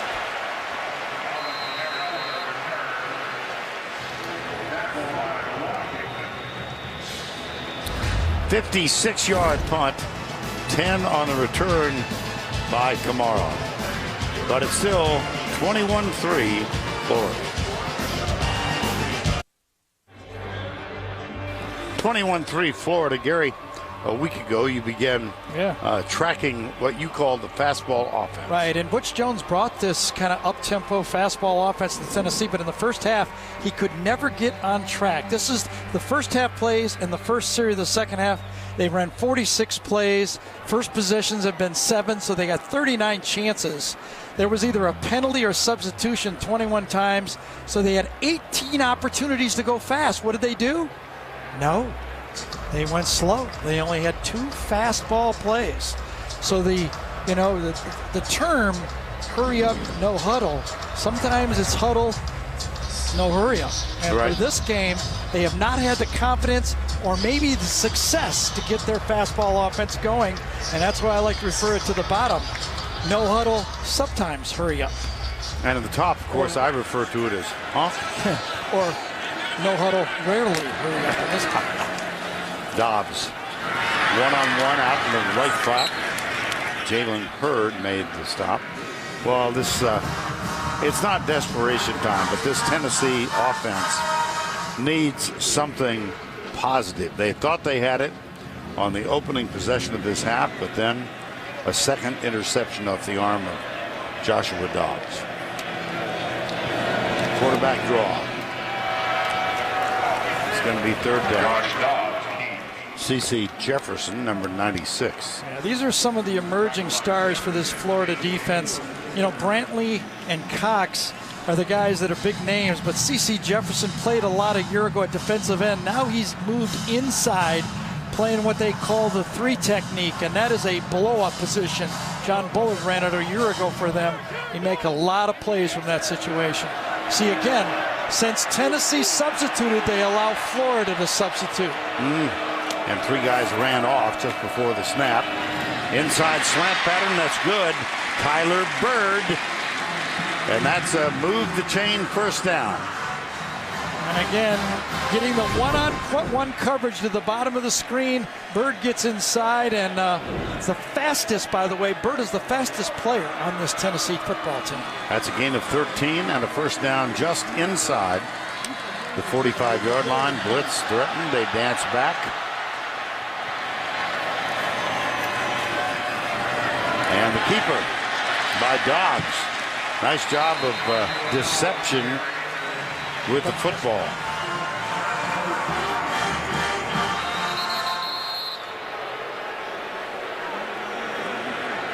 And a player down. Interesting. And I think on this play, it was an opportunity that Tennessee was going to go fast on this play. And they're not able to do it. You see the mesh point. A lot of teams are now attacking that mesh point. They're not allowing the quarterback to read it. Laz, if you put on the tape of Texas A&M against Auburn, they just went right at the mesh point and blew it up. The injured player is Florida's Duke Dawson.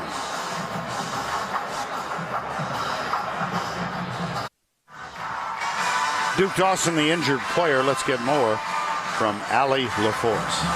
Duke Dawson feeling discomfort in his neck area. He's been stretching it ever since he came off the field. The athletic training staff giving him a nice massage around the neck area. He's trying to get it to feel comfortable enough to go back in this game. It appeared, Allie, that he bumped heads with Brian Cox. And it is a second down. This, by the way, is the 28th play that Tennessee has run inside Florida territory. Wow. 28. Dobbs got a man in the secondary. Jalen Hurd. And a flag flies after the tackle was made. And it came from a good distance away. Well, this time that Tennessee offensive line finds the blocks. Good block on the outside to free him. In the back. Offense number 25. That's a 10-yard penalty. Replay, second down. That's Josh Smith. One of the things you talk about when you talk to the coordinators for Tennessee is we demand our receivers block. They just hope they do when it's straight on. There's and Josh. That's Jalen Tabor down at the 6-yard line.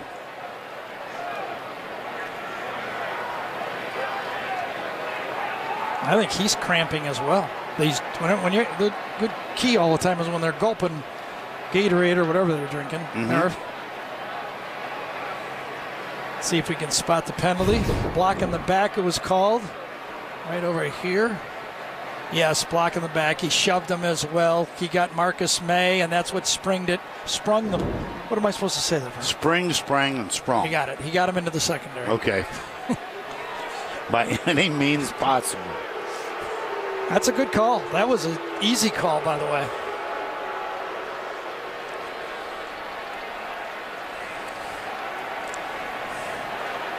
Just have the feeling that Tennessee is starting to feel, ever since that catch by Juwan Jennings, 15.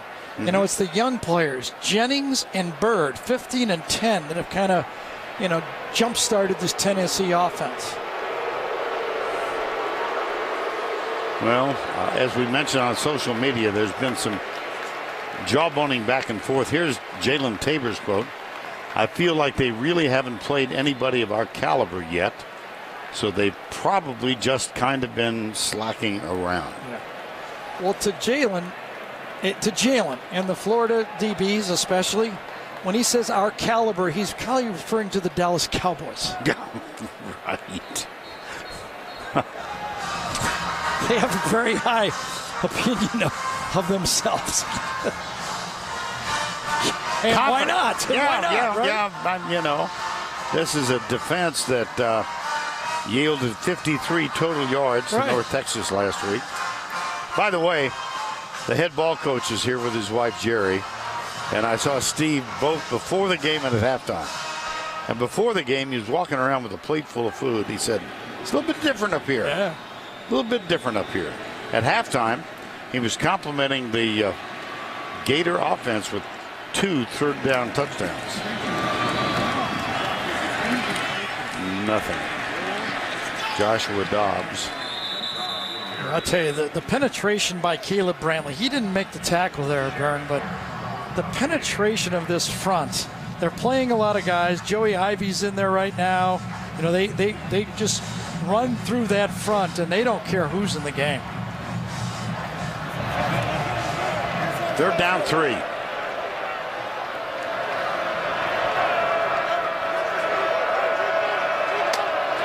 From the corner, watch out. Dobbs shakes the tackle, fires it across the middle. It's caught. That's a first down, a clutch catch. And a pretty good throw, wasn't it? Yeah, if he doesn't catch that one, he's got to just leave, because Josh Dobbs goes to his right, throws completely across his body, and drills him this time. That is a perfect throw to Jason Kroon. And a first down, the ball at the 22-yard line. And there's a little verbal interaction out here on the corner. Leads to nothing. Tennessee tried to go fast there, no success. Now they substitute, so they're in no hurry here. Joseph Putu, number 35,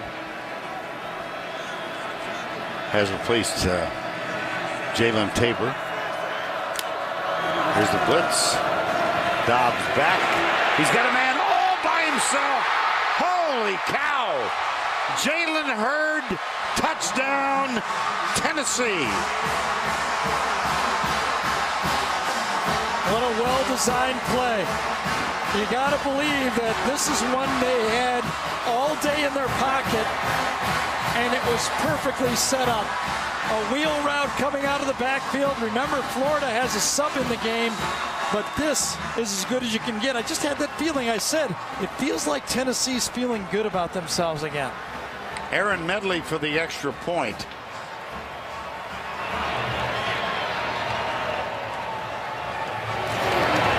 Which is up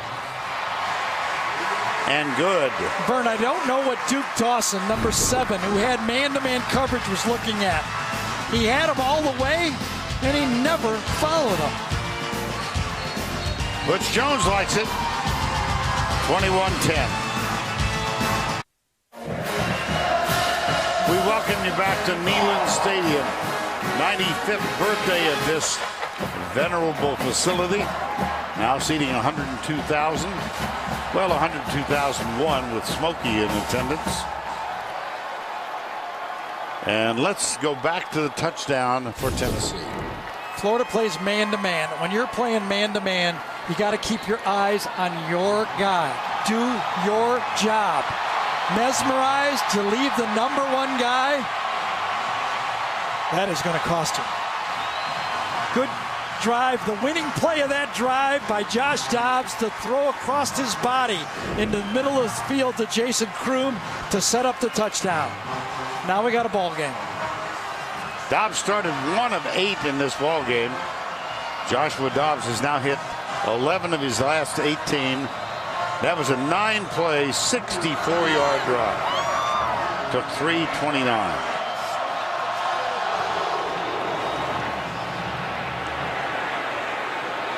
Penalty, out of bounds.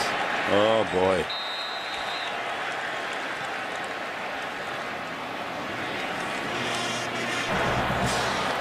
Illegal kick out of bounds on the kicking team, number 25. Ball be placed at the 35-yard line. First down. Now let's go to Adam Zucker in our New York studio for a Ford update. Thank you, Vern, and who better than Andrew Ford to deliver that for UMass against Mississippi State. What a catch by Jalen Williams. UMass on top of Mississippi State right now, 21-20. As we send it back to you. All right, Adam. 21-10 here.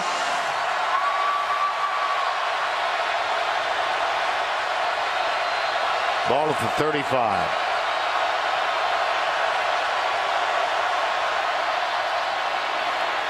Appleby. Dropped. Incomplete. Jordan Cronkrite.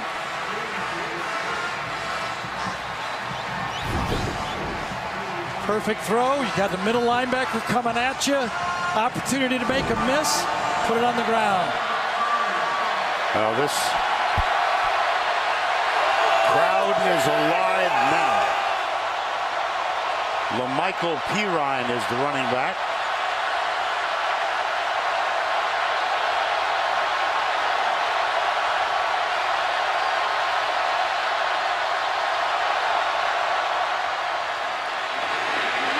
Nothing. Todd Kelly Jr., number 24. Vern, Kelly gets the tackle, but watch inside. Penetration by Tuttle. Shy Tuttle, number 2. Remember the last time we saw him? Left the field with a broken leg. That type of penetration Florida's been doing all game. Now it looks like Tennessee is.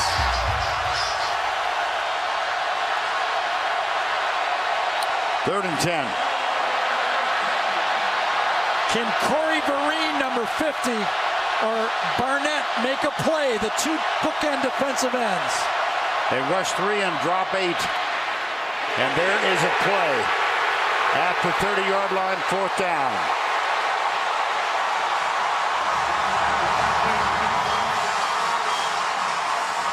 Number 40, Demarium Mixon was the first one there. Well, it started the last series. Remember, it was 3rd and less than a yard, and Tennessee gets a 3 and out. They score. Now, the defense comes back in, another 3 and out. Johnny Townsend to punt. Alvin Kamara for the Volunteers at the 20-yard line. And here's another penalty. False start. Offense, number 26. 5-yard penalty. 4th down.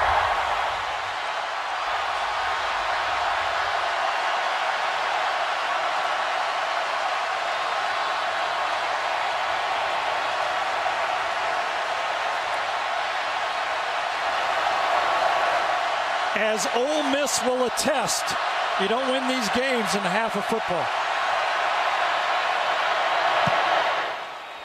Line drive punt. Kamara at the 28. Oh, no flag. I thought we might get the much anticipated block in the back. The current SEC standings. Florida won its first game against Kentucky. Georgia loses badly today at Ole Miss. South Carolina 1-1. They get Kentucky tonight. There's Tennessee, first conference game. Missouri and Vanderbilt. Another injury, another guy down. This one does not look like cramping, though, does it? Mark Herndon on the special teams.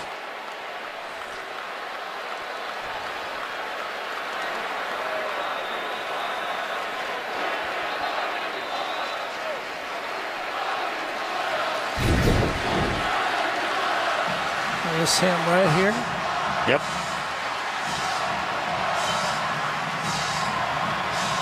Looks like the shoulder of Kamara hit him right on the knee. Well, he is up and walked off without assistance. First down and 10, Tennessee. Bad snap, loose ball, recovered by the Volunteers. Jalen Hurd got there first.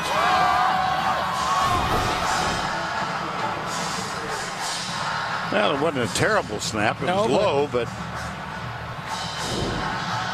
I'm trying to defend the quarterback here. Well, I mean, there's been some drop balls. Second down, 13.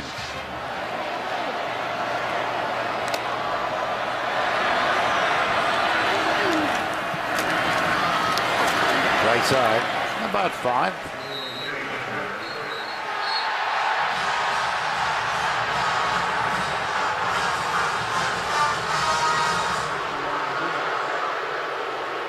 I'm not sure. I think it was a little action between Putu, number 35, and the receiver out there.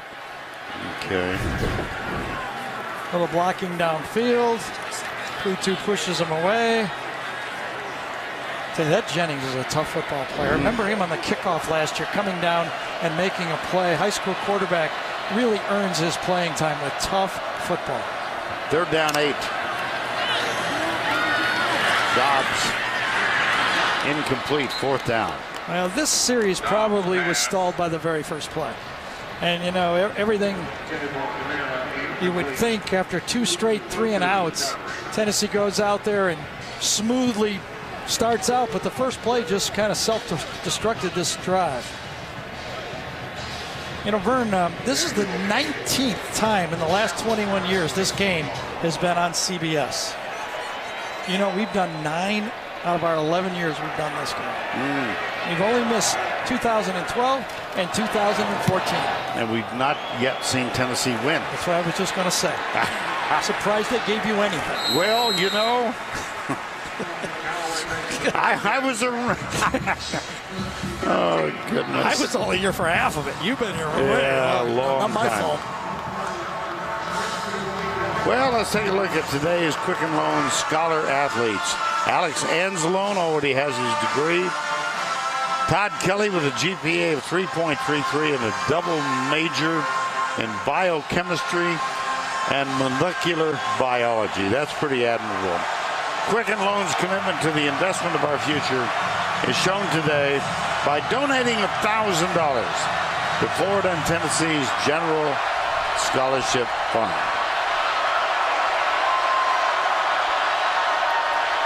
When is Florida going to go deep again? Not on this play. Don't you have to go deep? Tackle. Wouldn't you think? Yeah, I think I got to test to see if they've improved their deep ball coverage.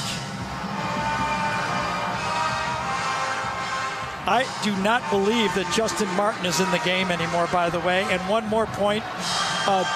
Jalen Reeves-Maben started out, tried it for 2 plays in the second half, as Allie reported. He has not been in since. Mark Thompson is the running back. Second down, 8. Test to middle, nothing there. It was Thompson, the running back, stopped by Danny O'Brien, number 95. And the Florida player limping off. This time it did appear that the Tennessee defense timed up the snap well. They saw the guy going in motion from the outside, and they hit it full on.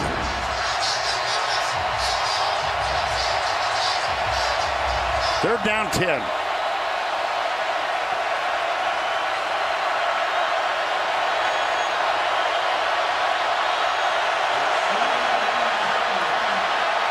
Appleby moving his players around.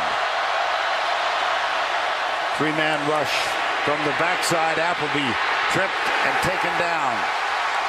Derek Barnett, number 9, beat his offensive line colleague and got around the corner. Remember, this is the first road game for Florida. I really feel now the crowd is having an effect in this game. Tennessee is getting off on the snap. They have no effect with their snap count. And I question whether Tennessee's defense could get the stops. That's 3 straight 3-and-outs. Townsend to punt for the 6th time. Kamara has moved up to the 35-yard line. This will chase him back to the 28. Nice return. All the way out to the 49. Well, let's go back to New York. Once again, here's Adam Zipper. All right, Vern, Tennessee trying to turn it around the way Mississippi State just did. 2 touchdowns in 17 seconds. Jamoral Graham, 38 yards on the pick 6. They now lead 34-21 at UMass. Late third quarter, guys. I'm speechless. Ball at the 49.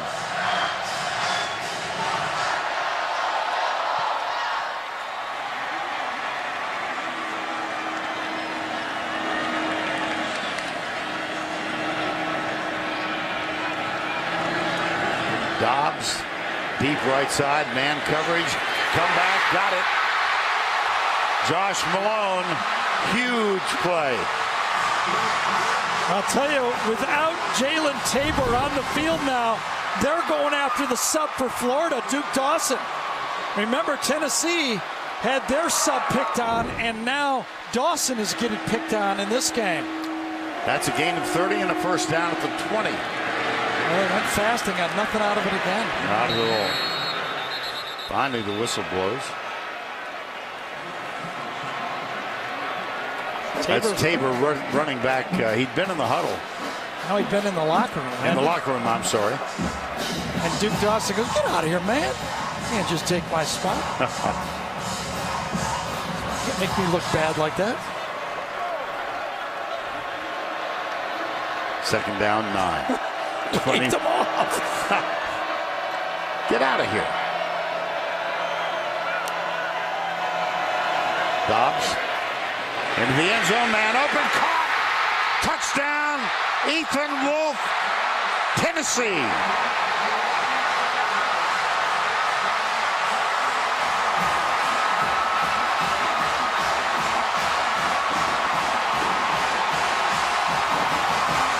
Vern, what do we say? Keep playing, right? Just keep playing. When you put a man in motion, it forced Florida to bump out their coverage. And he had the matchup he wanted on the inside middle linebacker, Jared Davis, and a perfect throw with pressure in his face. Aaron Medley for the extra point. Knocks that one down the middle. Remember, Ethan Wolf dropped a couple early in this football game. This was the toughest catch he had all day. Little motion here, and then Wolf goes right down. He matches up on the middle linebacker. Watch this. Josh knew he was going to that seam the whole way. Gets pressure, perfect throw, and a wonderful catch. And watch Josh Dobbs step into this throw. Gets tall just as he releases it, takes the hit as he releases it, and throws a strike. It was Kavanis Davis, number 95, who got right in his face as he let the ball go. Well, Rocky Top has never been sung louder today than right now. Just keep playing. Just keep playing. That's what you got to do as a quarterback. You try not to look at the stats. 7 for 20. You just go out there and go, guys, just put something on the board, and things will change, and that's what they've done.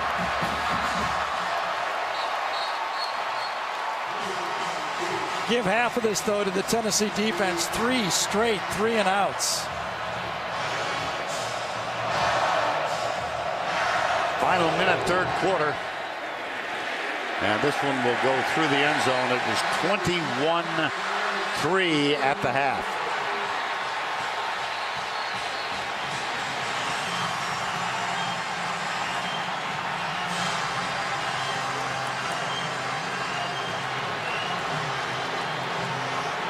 Butch Jones told Allie exactly the way you got to think. You're not going to get it all in one drive. And remember, we talked about Doug Nussmeier's first half. Well, Mike DeBoard has dialed up 2 touchdowns for his team in the second half.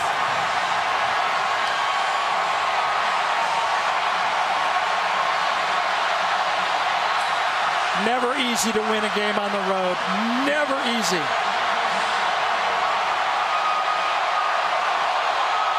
Jordan Scarlett is the running back. First down and 10. Blitz coming. More penetration. Derek Barnett, number 9. Well, we asked Barnett to make a play in pass coverage. He pressured the last time, and watch him crash this time. Totally beats David Sharp inside and makes the play. Loss of 1, second and 11. 34 seconds to go. Bob Shoup, the new defensive coordinator for Tennessee, has to be proud. He has 3 of his best football players on the sideline, and they've just turned this game around in the second half.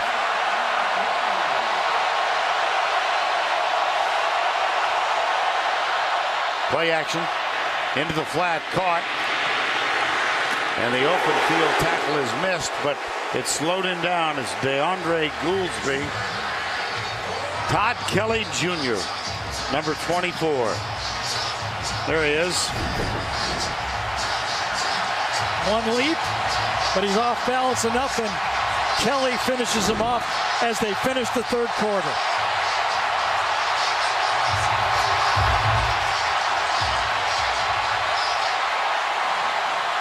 Pretty good scene, don't you think? We'll return to Knoxville after this message and a word from your local station. Now it's kicking in. Pure adrenaline. I'm too tired. Yeah. Pure adrenaline.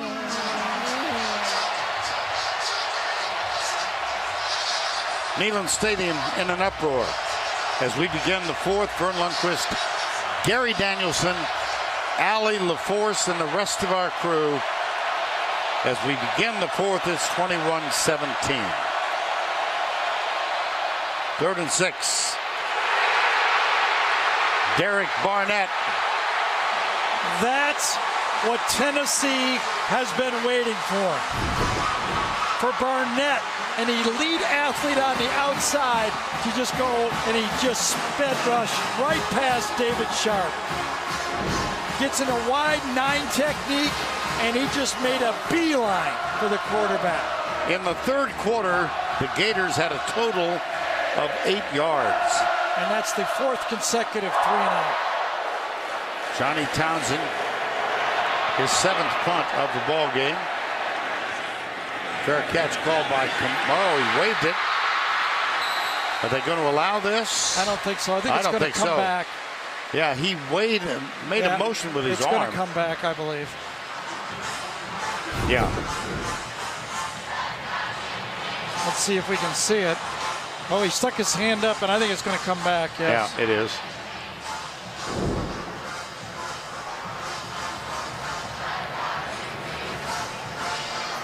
Little conversation. There's Camaro. Not sure what I don't think he was calling for a fair catch.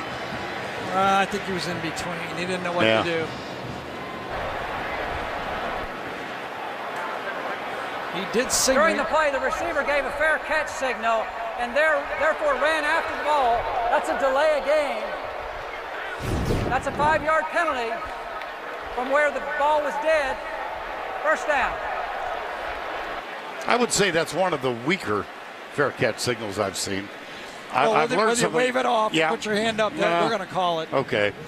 11 years hanging around. I listen. Stop. No. I listen. Keep playing. Yep, keep playing. Well, let me tell you this. At Florida, Jim McElwain is 10-0 when going into the fourth quarter. He has never lost. And Tennessee, the last 2 years, had the lead going into the fourth quarter and lost both games. Well, it's a little bit flipped here. It's anybody's football game. We do know that. what did I say about Florida? They're not going to move out of the way. You have to knock them out of the way, and Tennessee has been knocking them out of the way. Speaking of knocking them out of the way, that was Caleb Brantley who took an unimpeded shot. The defender made contact, 57 on the defense, 5-yard penalty, first down. Dylan Wiseman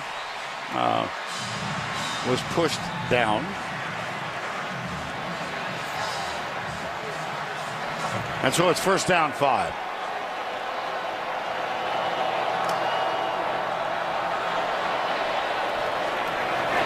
Quarter blitz.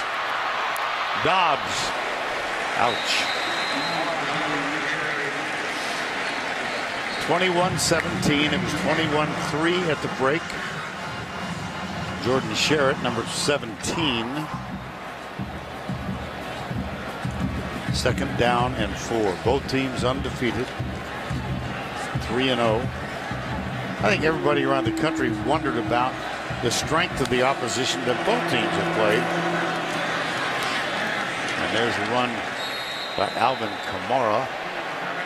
That's going to bring up a third down. And they bring in Hurd for this third down play in the backfield. Well, the Tennessee defense got to stop in a situation right about this part of the field. Can Florida get a stop, or is that more physical Tennessee offensive line find another first down? That is very close. Let's see what kind of spot. Yeah, I think he's going to get it. Jalen Hurd got. Yep, move the chain. First down. Just enough. He's a big boy, Hurd, and he lathers up pretty well as the game goes on. He's usually pretty tough in the fourth quarter. Dobbs hit as he lets it go. Man open. Caught. He's down the sidelines. It's Jawan Jennings. Touchdown, Tennessee.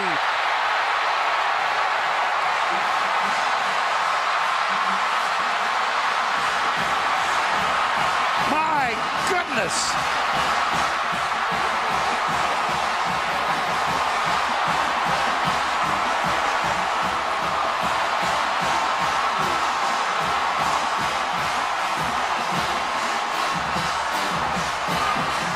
"67 yards. Extra point coming. Aaron Medley.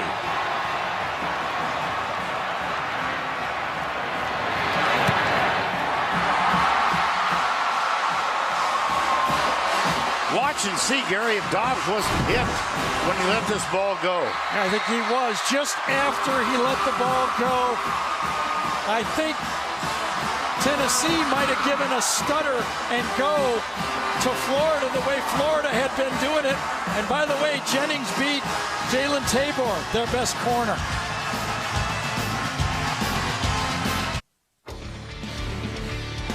And now it's time for our Geico game recap. Battle of unbeatens. And in the first drive of the game, touchdown pass, DeAndre Goolsby. 3 points and 3 red zone trips for Tennessee in the first half. Scarlett scored 21-0 at that point. And Joshua Dobbs had a really rough start. 1 of 8 and 2 interceptions total. You see the numbers have improved considerably. Here's one of the improvements. Out of the backfield, Jalen Hurd. Here's Dobbs hit. Beautiful catch by Ethan Wolf. And then, just a moment ago, Jawan Jennings juggled it, caught it, clearly stayed inside, inbounds, and strolled in for the touchdown from 67 yards out.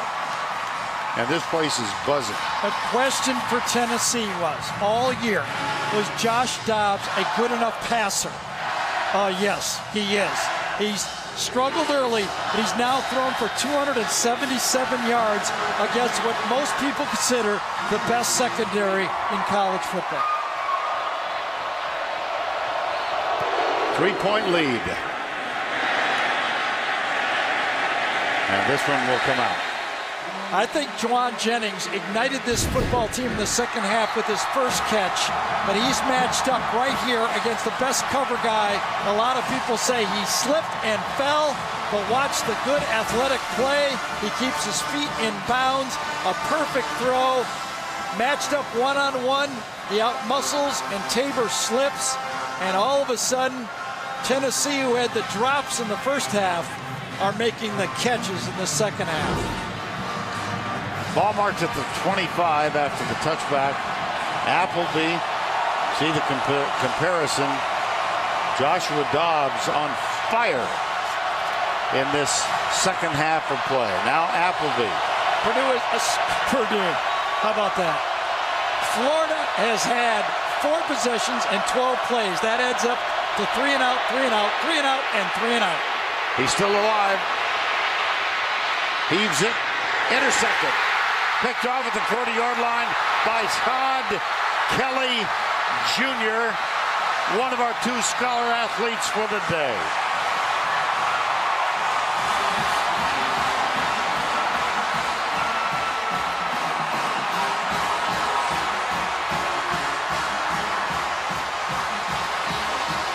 He scrambled, he scrambled, he scrambled.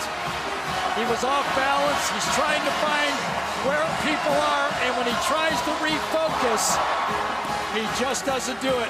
Always dangerous to think you got a receiver wide open, because those defenders have their eyes on you, and they make up a lot of territory.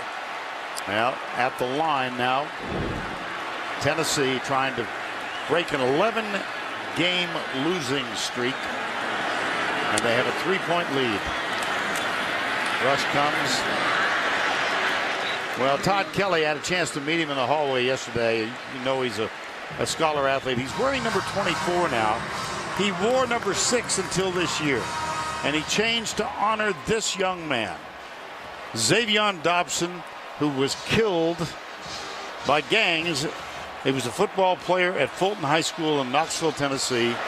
Kelly knew his story and wanted to honor him, so he's now wearing number 24 in his behalf. Dobbs. Well, that hit one of the defenders in the back of the leg. And for more, let's go down to Allie LaForce. Vern, Todd Kelly Jr. told me that both Xavion's brother and his mother called him, texted him when they found out that he was paying tribute to their fallen son, and they were so thankful. He also told me that Xavion's brother Zach is a senior football player for Fulton High School. He also wears number 24, and the 2 times that Kelly has made the trip to watch him play, he has scored a touchdown in each game. It's a beautiful story. It is. 3rd down 10. Jared Davis coming off the edge right here. Dobbs hit again. He's got it. This is Malone. And he scores for the 4th consecutive game. This one from 42 yards out. Wow.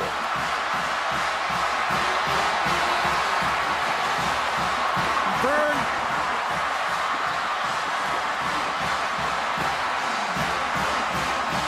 give credit to a great design to Mike DeBoard now. We talked about Nussmeier in the first half. Watch the design of this play. Coming out of the backfield, he runs a slant. Very difficult to do. And there's a flag. Celebration, perhaps? Don't know. I should have learned by now. Just wait and find out.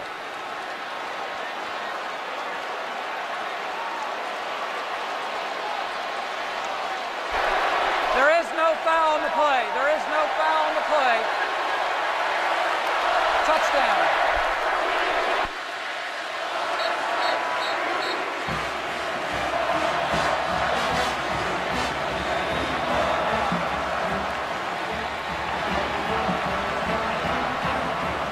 Aaron Medley for the extra point.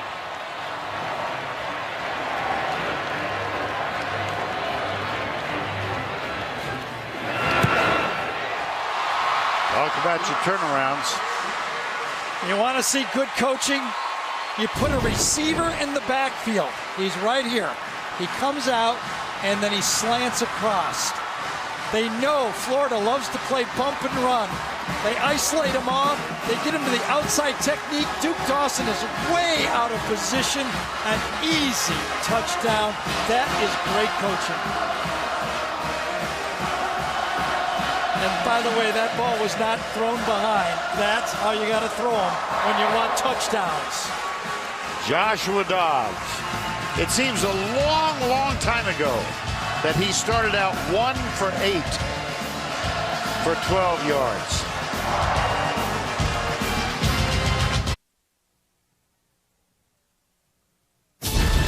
The Home Depot SEC on CBS is sponsored by AT&T,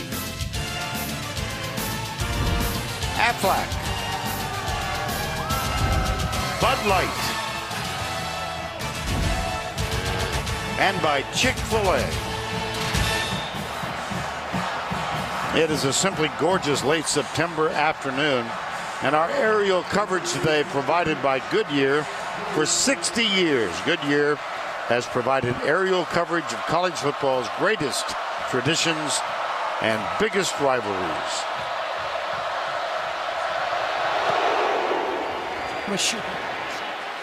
Here's the kick. Bobbled. Take a knee. 31-21. Joshua Dobbs. Now 50% for 319 yards, 4 touchdowns. Both of those are career highs.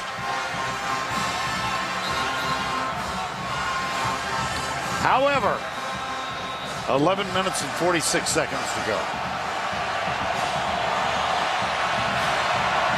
That's a Tennessee coaching booth adjacent to us. There's been noise made in there in this second half. First down and 10. Play action. Appleby chased. He's got a man open at the 30-yard line. That's DeAndre Goldsby. After last season, Butch Jones made a change. He hired Bob Shoup as his defensive coordinator. Bob has been in this league before. He was at Vandy and the defensive coordinator when Vandy beat Florida to stop the 22 straight loss streak that Vandy had against Florida. He said he was hired to beat Florida. Could he stop this streak too? Nothing doing on that one. It'll be third down. Jordan Cronkrite. There's Corey Vereen with the tackle then. And all he's done as that defense for Tennessee is get 4 3-and-outs and turnover on first down. He's pitched a perfect game in the second half as his defense. Third down 4. Callaway wide right. 3 receivers to the left.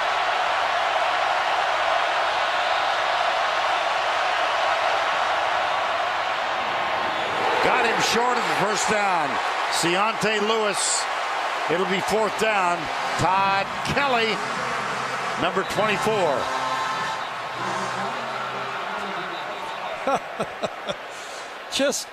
I love sports so much. It's just how you just gotta hang in there, play tough. Remember how Tennessee got booed when they left the field at halftime?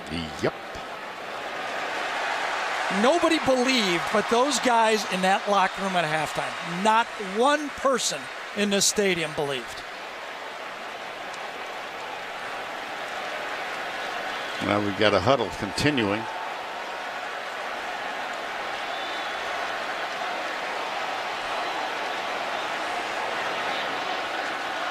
Just remember, this Florida team was down 13 points last year with less than 7 minutes to go. 2 years ago, they trailed by 9 in the fourth quarter. If I remember it, I bet everybody else here does too. After the play was over, personal foul, throwing a punch on the offense, number 4. Number 4 is disqualified himself from the game. That's Brandon Powell. 15-yard penalty, fourth down.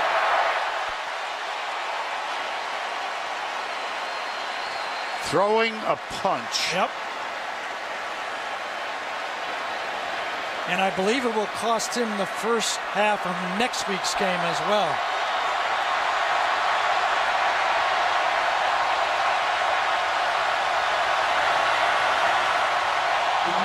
We did talk about Brandon Powell earlier. He was such a big part of last year's game. He's been nothing in this game. Maybe his frustrations kind of spilled over into that punch. He wanted the football.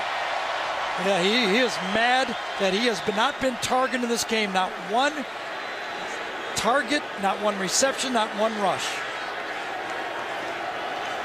Makes the stat sheet with a penalty. Johnny Townsend to punt. Alvin Kamara deep. This is the 8th punt for Townsend in the ball game.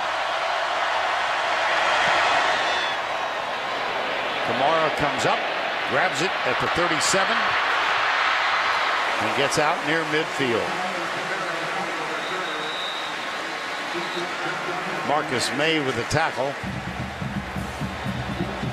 And that is Brian Powell, who's heading for the locker room. 31-21. It was 21-3 Florida at the half.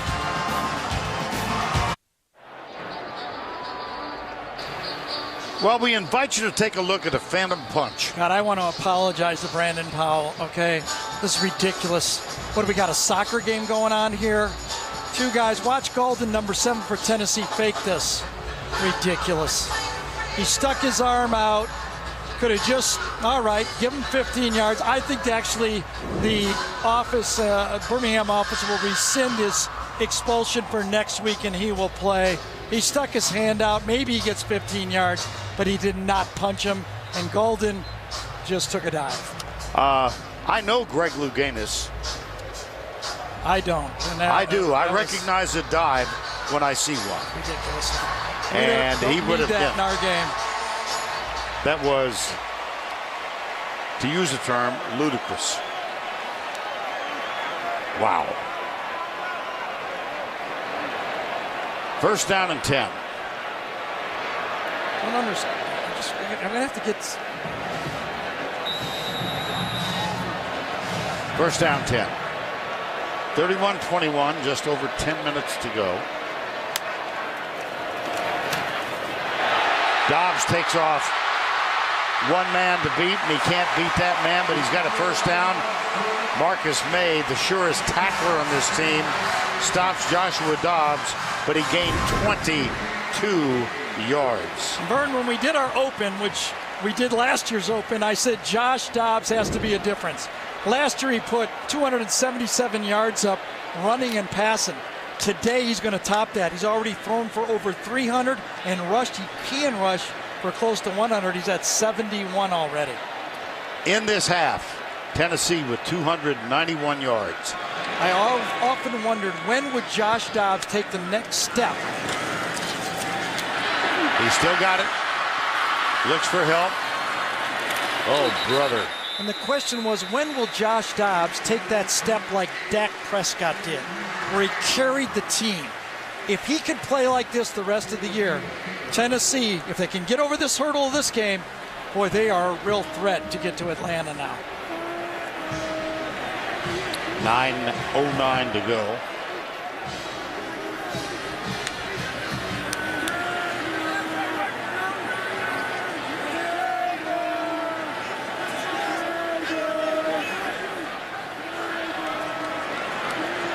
Second down, 6.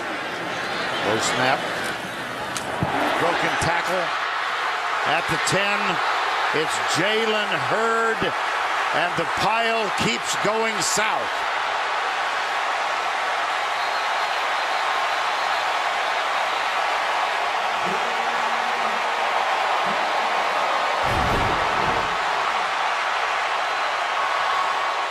Runs through an arm tackle up front by Joey Ivey.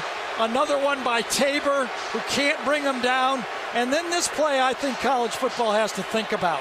When do you blow the whistle for safety purposes? All the pushing and shoving. That's a new rule that they've allowed that I think they really need to re-examine. Forward progress should have been called maybe, 2 or 3 seconds earlier. Player down at the 5 or 6 yard line. Looks like C.C. Jefferson is the injured player for the Gators. 19-yard gain, time called. Our SEC on CBS crew will move into Athens for next week's game, Tennessee at Georgia, 3:30 Eastern time. It'll all begin with the Autotrader.com show, but that will be preceded by a Jeep College football special. Who knew? 2:30 Eastern time.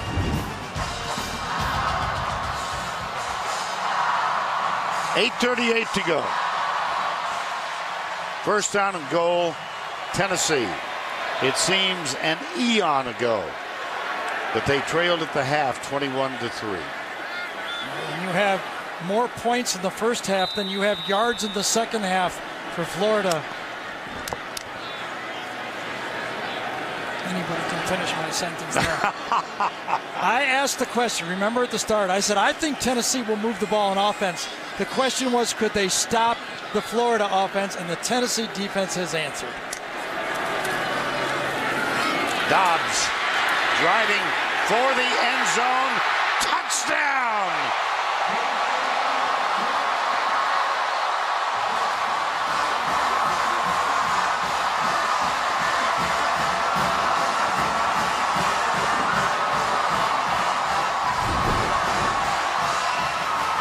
Well, they're starting to call the running plays for Dobbs now.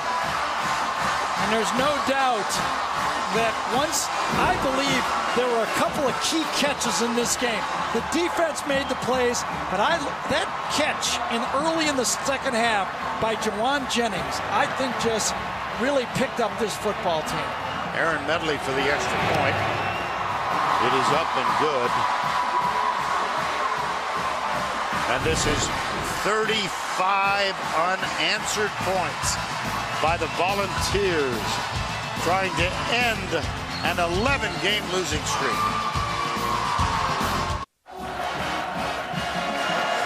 (38-21) with 8:27 to go. Josh Dobbs has forced these guys to do a lot of push-ups.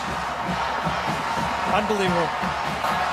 Just keep playing. I'm telling you that. 5 3-and-outs for Florida in the second half and a one-play interception. They've had 16 total plays. Not one first down in the second half for Florida. This one, well, they decide to run it out, does LaMichael Pirine, and that was a mistake. Gary, you talked about 3 huge Tennessee plays. I think Jawan Jennings' catch when he jumped over Anzalone right here early. Remember all the drops? I think that play everybody said, all right, I'm catching the ball. Great catch by Ethan Wolf. And then Jawan Jennings, a juggling one-handed catch down the sideline. Tennessee team stopped feeling sorry for themselves with the drops. After that catch by Jennings, I think this team started looking at himself and goes, let's beat them. 28 points in the last 7:32. The last victory for Tennessee over Florida occurred in 2004 here. And this ball is thrown away. Flag is down. For the snap, false start. Offense, number 65, 5-yard penalty. First down. Man, this is the genius. Can't call a first down in the second half. What a change. Also, just don't understand why they have not gone deep at all. It may be a little too late now, but they have not even tried to go deep in the second half. Well, they're down by 17 with 8:20 to go.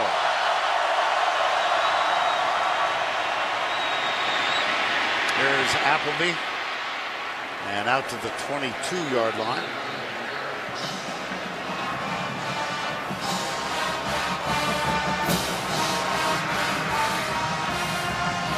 Just one last point here. As you said, keep playing, right, Vern? Remember, the opening drive of the second half by Tennessee was an interception by Dobbs. Appleby, right side. And that is going to be enough for the first Florida first down in the second half. DeAndre Goolsby. Florida has 2 timeouts remaining. 7:36 to go in the game. Appleby has to pull up, hit as he lets it go. Incomplete. That was Rashawn Golden.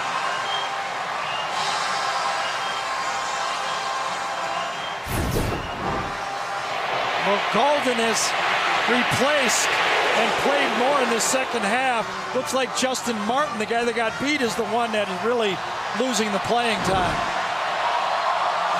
2nd and 10, 7:26 to go.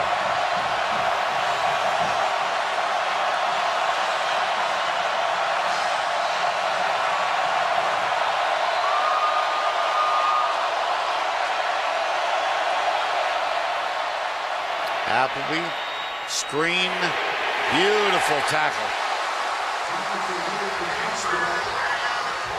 Cortez McDowell, number 20. You know who else has also been playing in this game is Balin Buchanan, the freshman player. He's seeing more playing time, number 28, as Bob Shoop has shaken up his secondary because of the deep balls in the first half. They're down 11, 6:53 to go.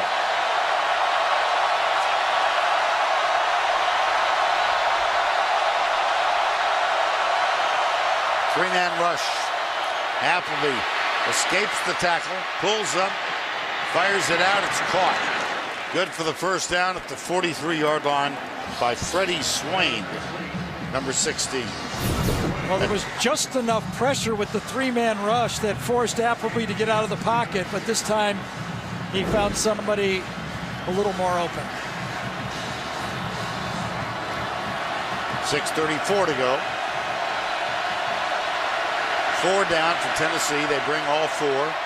Appleby lets it go, and then kaboom. Colton Jumper, number 53, on Jordan Scarlett. Colton Jumper was a starting middle linebacker a year ago until Darren Kirkland replaced him as the season wore on. And when you talk to the Tennessee people, they feel that he's really improved his game. And they don't think he's Kirkland, but they think he's a good enough player to be an SEC middle linebacker. 2nd down, 9. Appleby. Is that caught? Yes. Josh Hammond. Heck of a catch. Right now, the Tennessee secondary is conceding some of the shorter passes. You can see it, Buchanan right there. He was not going to bite on anything. He was looking for the double move. I think the instructions by the secondary coach, Willie Martinez, was if they're going to beat us on a double move, you might find yourself on the bench. I'm not sure what Butch Jones is arguing about. The spot? I don't know. He's out. He was in the face. I don't think he liked the spot of there. Matt Leffler, the referee. That must have had to do with the spot. Catches the ball. Knee goes down short of the first down. Probably about a yard short of the first down.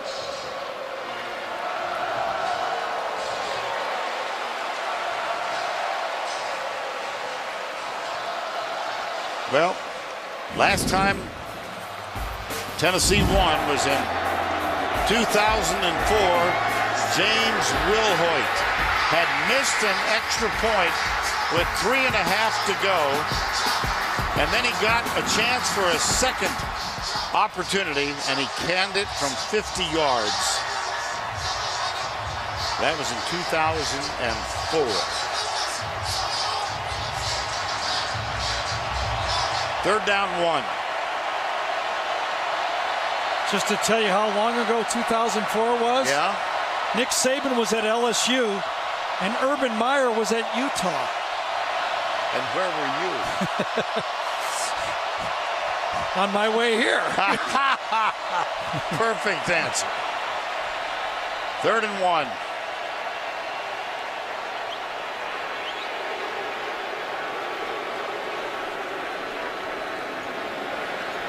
No, this is not the most smooth sequence. All offseason, I talked about, I believed that Tennessee needed to win a tough, hard-fought game against Florida to start to turn the ship around. I think this is exactly what they needed. Remember, this has happened before to Tennessee. You know, you win a big game against Florida, and things could turn. They are now, I think, the team to beat in the East. They've got a tough stretch here, real tough stretch. But if they could go 3-1, and the loss be into either A&M or Alabama, you know, because look at, they got a 2-game lead over Florida now if they can finish off this game. Appleby back, goes across the middle, it's dropped. We'll take a look at their schedule. They are at Georgia next week, and that at Texas A&M, and then Alabama here. So this is the bulk of their season. And if they can get by this one, and they're not that far away, 5:21 to go. They have won 9 games in succession going through last year. So they're trying to make it 10 in a row. That's the 3rd longest streak in college football. Here comes the blitz. Appleby behind the receiver, but he makes the catch. C.J. Wharton. Taint over. Never. Curl route. Finally, a throw at the face mask. Takes it in there. Gain of 21, 1st down and 10. Appleby toward the end zone, incomplete. Ciante Lewis, number 80. Todd Kelly, number 24.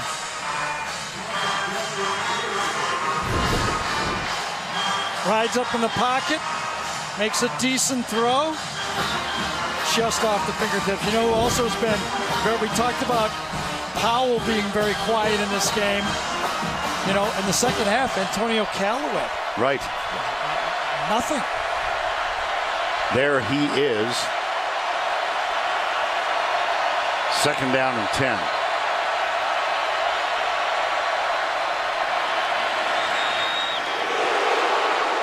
Boom.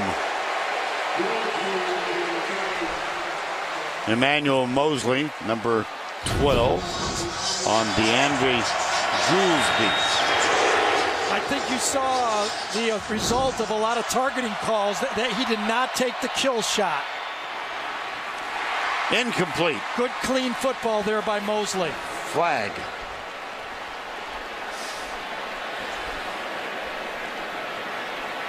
Did they have 12 men on the field? Their defense looked a little odd. Illegal substitution on the defense. 12 men in the formation. That's a 5-yard penalty. 3rd down. I don't know if they got off the field that time. I think their 12th guy did not quite get to the bench. So the penalty is walked off. 3rd and 1.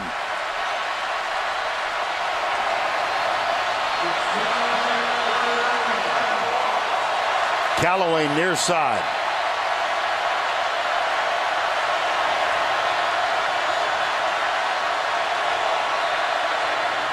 Appleby back, pumps, goes in the right corner, overthrown.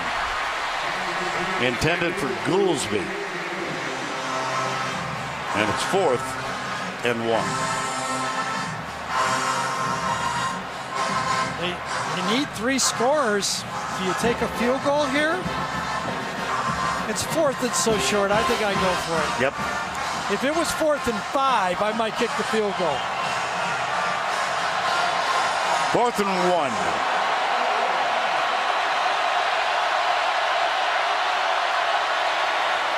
Up the middle, they've got the 1st down plus as Jordan Cronkrite made the tackle.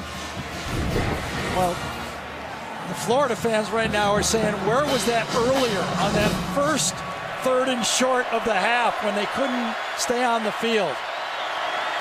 Into the right corner again. Beautiful pass. Colton Jumper did a great job staying with that play. Coming out of the backfield, Cronkite has matched up with the middle linebacker. Watch Colton, number 53, stay with it. Gets his hand in there and then does it again. Tremendous play by Jumper.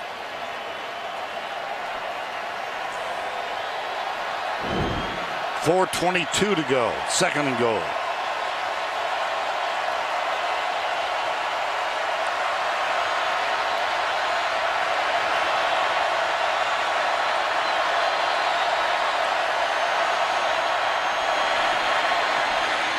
Left side, open, touchdown. Freddie Swain.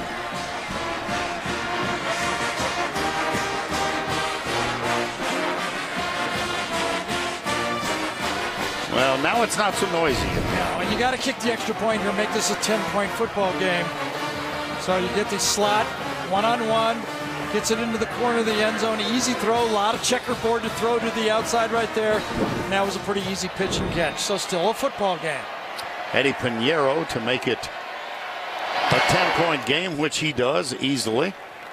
I think right now you got to kick it down deep if you're Florida. Get a stop.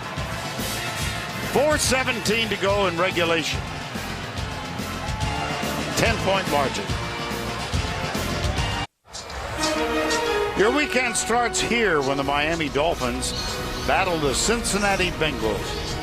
Thursday night football on NFL Network. Well, a 16-play drive, 86 yards. It did take 4:10, but they've cut it to a 10-point margin. Yeah, it took 4:10, but it also took 5 previous series. That's the key part of it.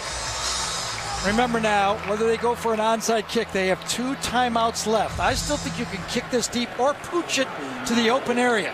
Well, they've got Jorge Powell on, who is not a lot of space to the back side back here that you could pooch that over their head. And there it is. And Tennessee has recovered at the 45. Todd Kelly Jr. Well, I wouldn't have done it there. I would have tried to get one stop with my defense and save the onside kick for later. Played very well here. He trapped it. Perfect. And most significantly, he fell on it. Yes. Jim McElwain, second-year head coach, Florida. Had a marvelous year a year ago, though they did lose their last 3. And here is Tennessee, last win in this series, 2004. So trying to end an 11-game losing streak. There's a nice start to this drive. Jalen Hurd.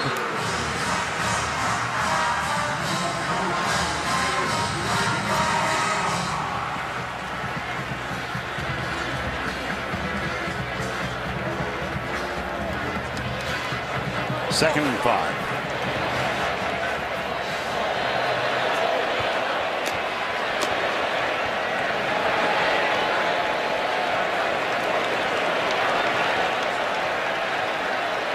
Take all the time now. You betcha. This is slow football. Under 5.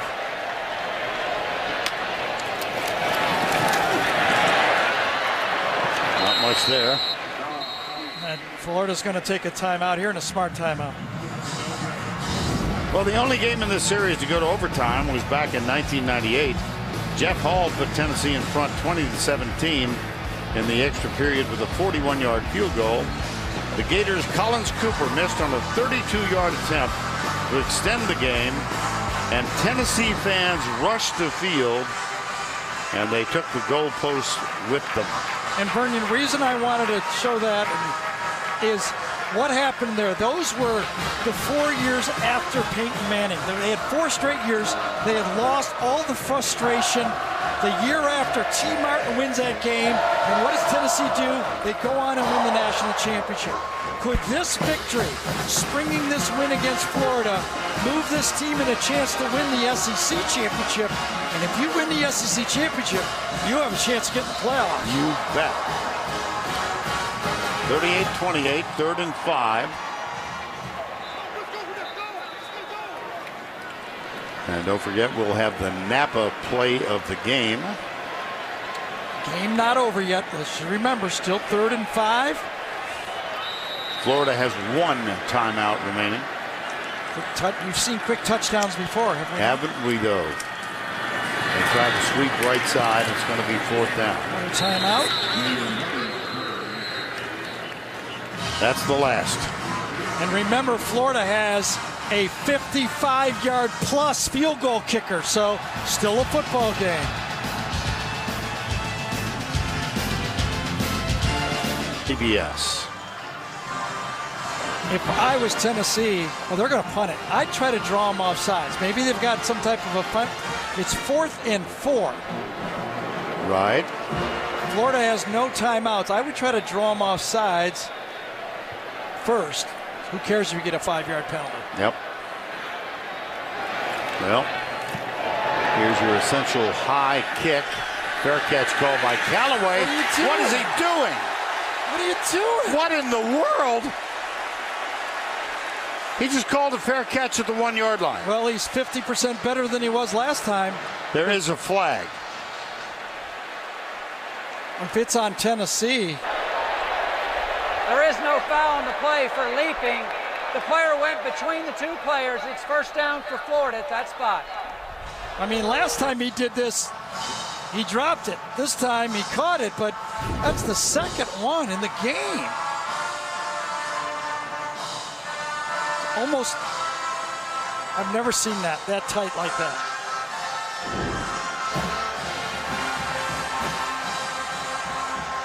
That's worth a very quiet wow.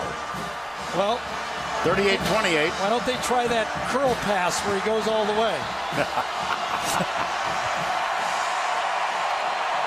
3:10 to go. Gators are out of timeouts.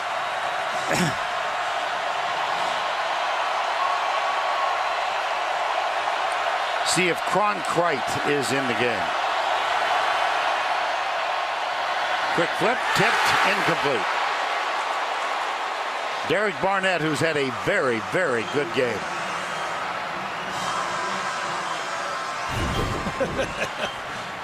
He goes about 6'5", close to 285 pounds, and he's got a speed rush to the outside. He's one of the great defensive ends from this conference. Myles Garrett, Jonathan Allen. I mean, they've got some good ones in this conference. 2nd and 10. Cornerbacks up to defend with bump and run. Flag. Derek Barnett took a timeout there. First charge timeout, Tennessee. That's a 30-second timeout. 38-28. 3:07 to go. Most of those who came at the start of the game have remained. This place is still almost full. Stay tuned for the Jeep postgame show coming up after our game.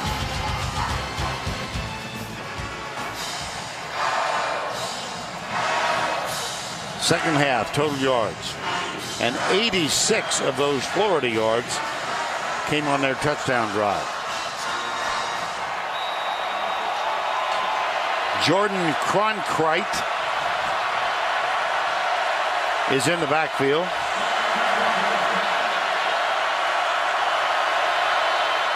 He'll block. Appleby heaves it down the right side. Incomplete.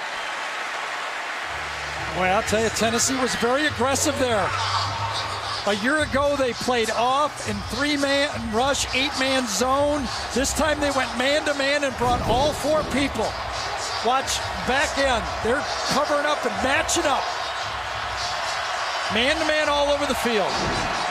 3rd and 10.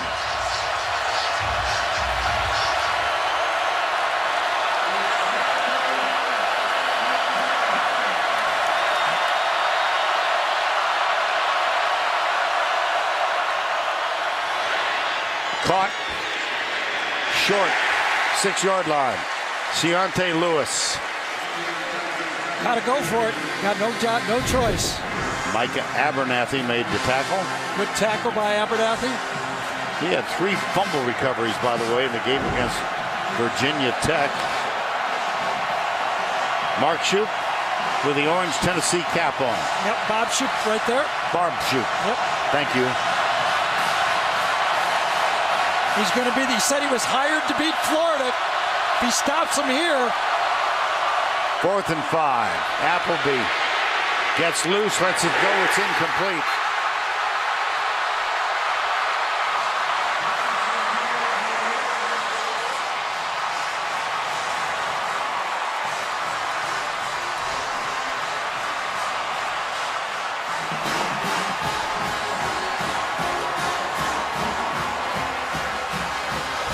Aggressive defense.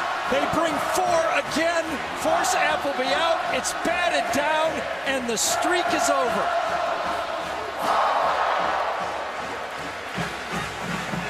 Remember, Bob Shoup and a half right there. Bob Shoup, he ended it for Vanderbilt, and now he's ended it for Tennessee. He said, I was hired for this job. Colton Jumper. The only way Tennessee can lose is turning it over here. They need to be very careful. It's Hurd going left, and he'll be tackled, gang tackled. And the clock shows 2:09 to go.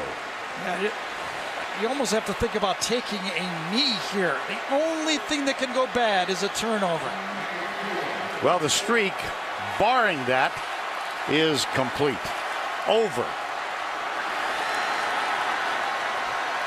I don't know why. You're old enough, I know. Do you remember in the 70s, the sport of choice was streaking? Yep.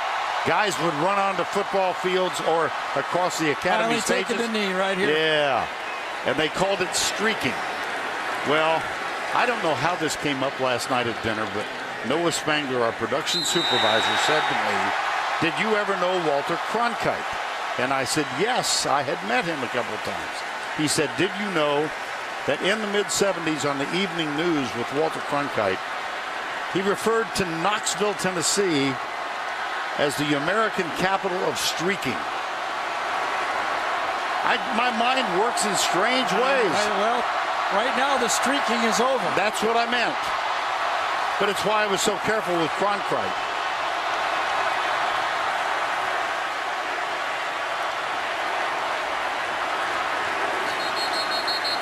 "12 men in the huddle, they're going to get a penalty.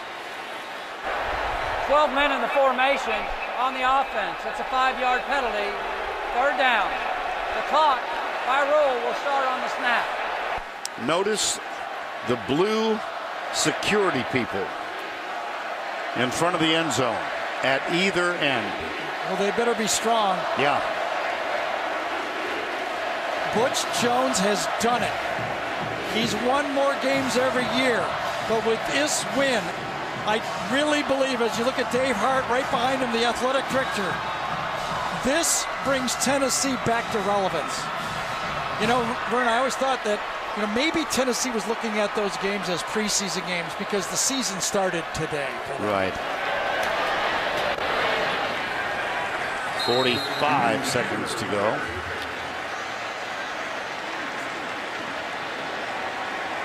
Fourth and goal.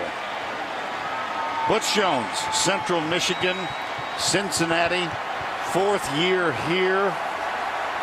Graduate of Ferris State in 1990. He'll take a timeout with 1 second to go.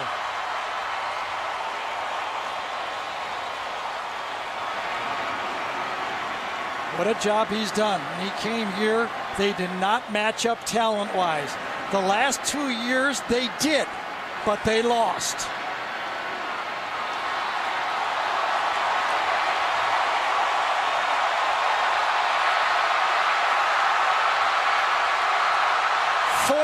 Of work to get to this point right here.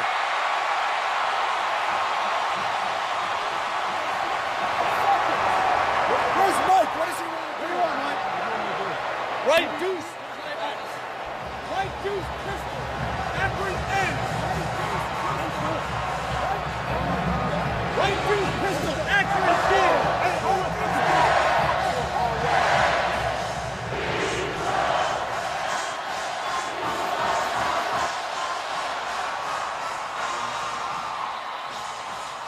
Vern, we talk about the tough games that they've coming up. They do have a tough stretch. But if they can get through there, remember they finish off very softly. South Carolina, Tennessee Tech, Kentucky, Missouri, Vandy. The toughest part of their schedule is always at the beginning. And this is game 1. And this is Hurd down to the 1-yard line. It's over. The streak has ended.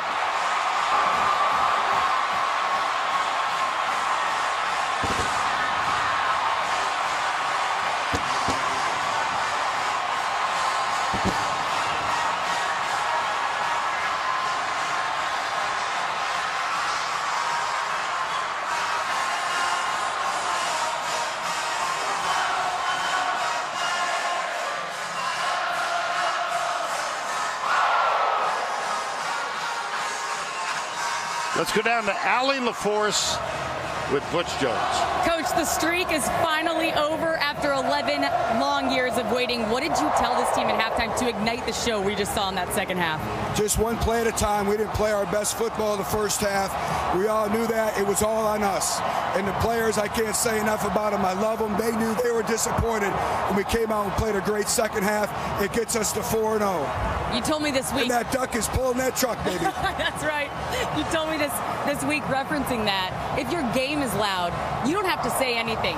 I tell you, our receivers stepped up, Josh, our throw game, when we needed the big plays, and we knew we just needed one momentum play to get this great crowd into it. And what an environment, what an atmosphere. Coach, congratulations. Josh, what a second half you put on. After starting 1 for 8 today, you set career records in yards and touchdowns. What got into you?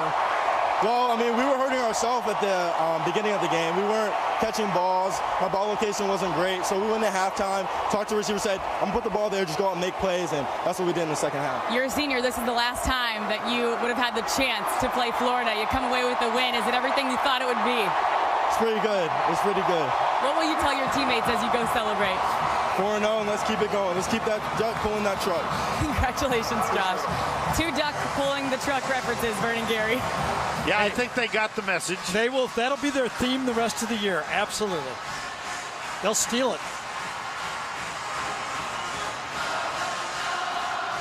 You know what's kind of funny is when the coaches and the players say, no, we're not thinking about the streak. Believe me, they're thinking about ending the streak now.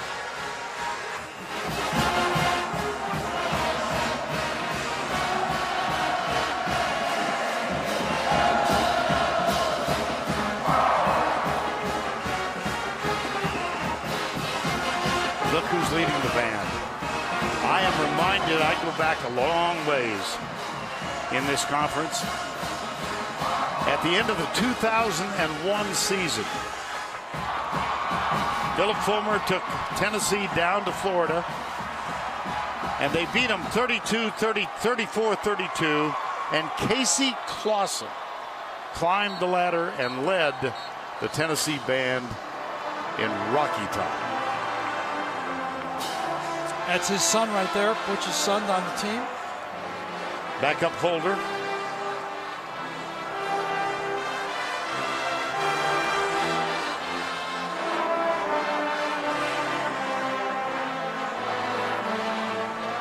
And now the alma mater.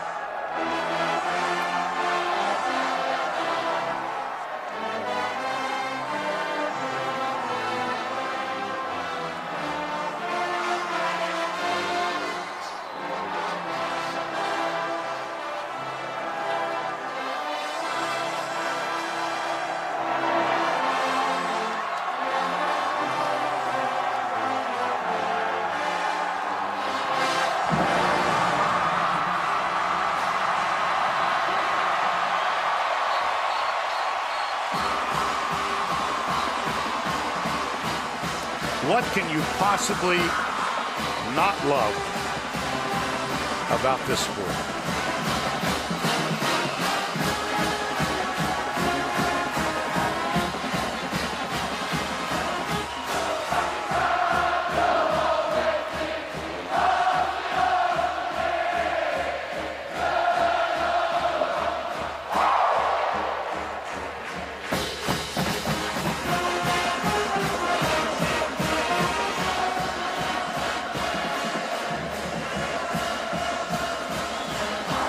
And it is now time for the play of the game, presented by Napa Auto Parts. This is the touchdown catch that gave Tennessee the lead they never relinquished. A deep ball stutter against Florida's best defensive back, Jawan Jennings, who started it with the great catch over Anzalone, put him in the lead that they never relinquished. And let's hear the call from Tennessee broadcaster Bob Kesselin. 21-17 Gators. Dobbs back to throw. Fires. Man wide open. Jawan Jennings bobbles it. Stays in bound down the sideline to the 20, to the 10, all the way to the checkerboard. Touchdown, Tennessee. What a grab by Jawan Jennings. 67 yards. Dobbs right on target. Well, we're back live. I'm thinking that Cam Sutton, and Butch talked so much about what a great leader Cam Sutton was, showing up all week and giving confidence to his players. 38-28. You see the lineup for tonight on CBS. It was 21-3 Florida at the half. I'll bet you anything that is Cam Sutton. So for Gary Danielson and Allie LaForce, I'm Vern Lundquist saying so long from Knoxville. The final score, 38-28. The Jeep postgame show is up next after these messages.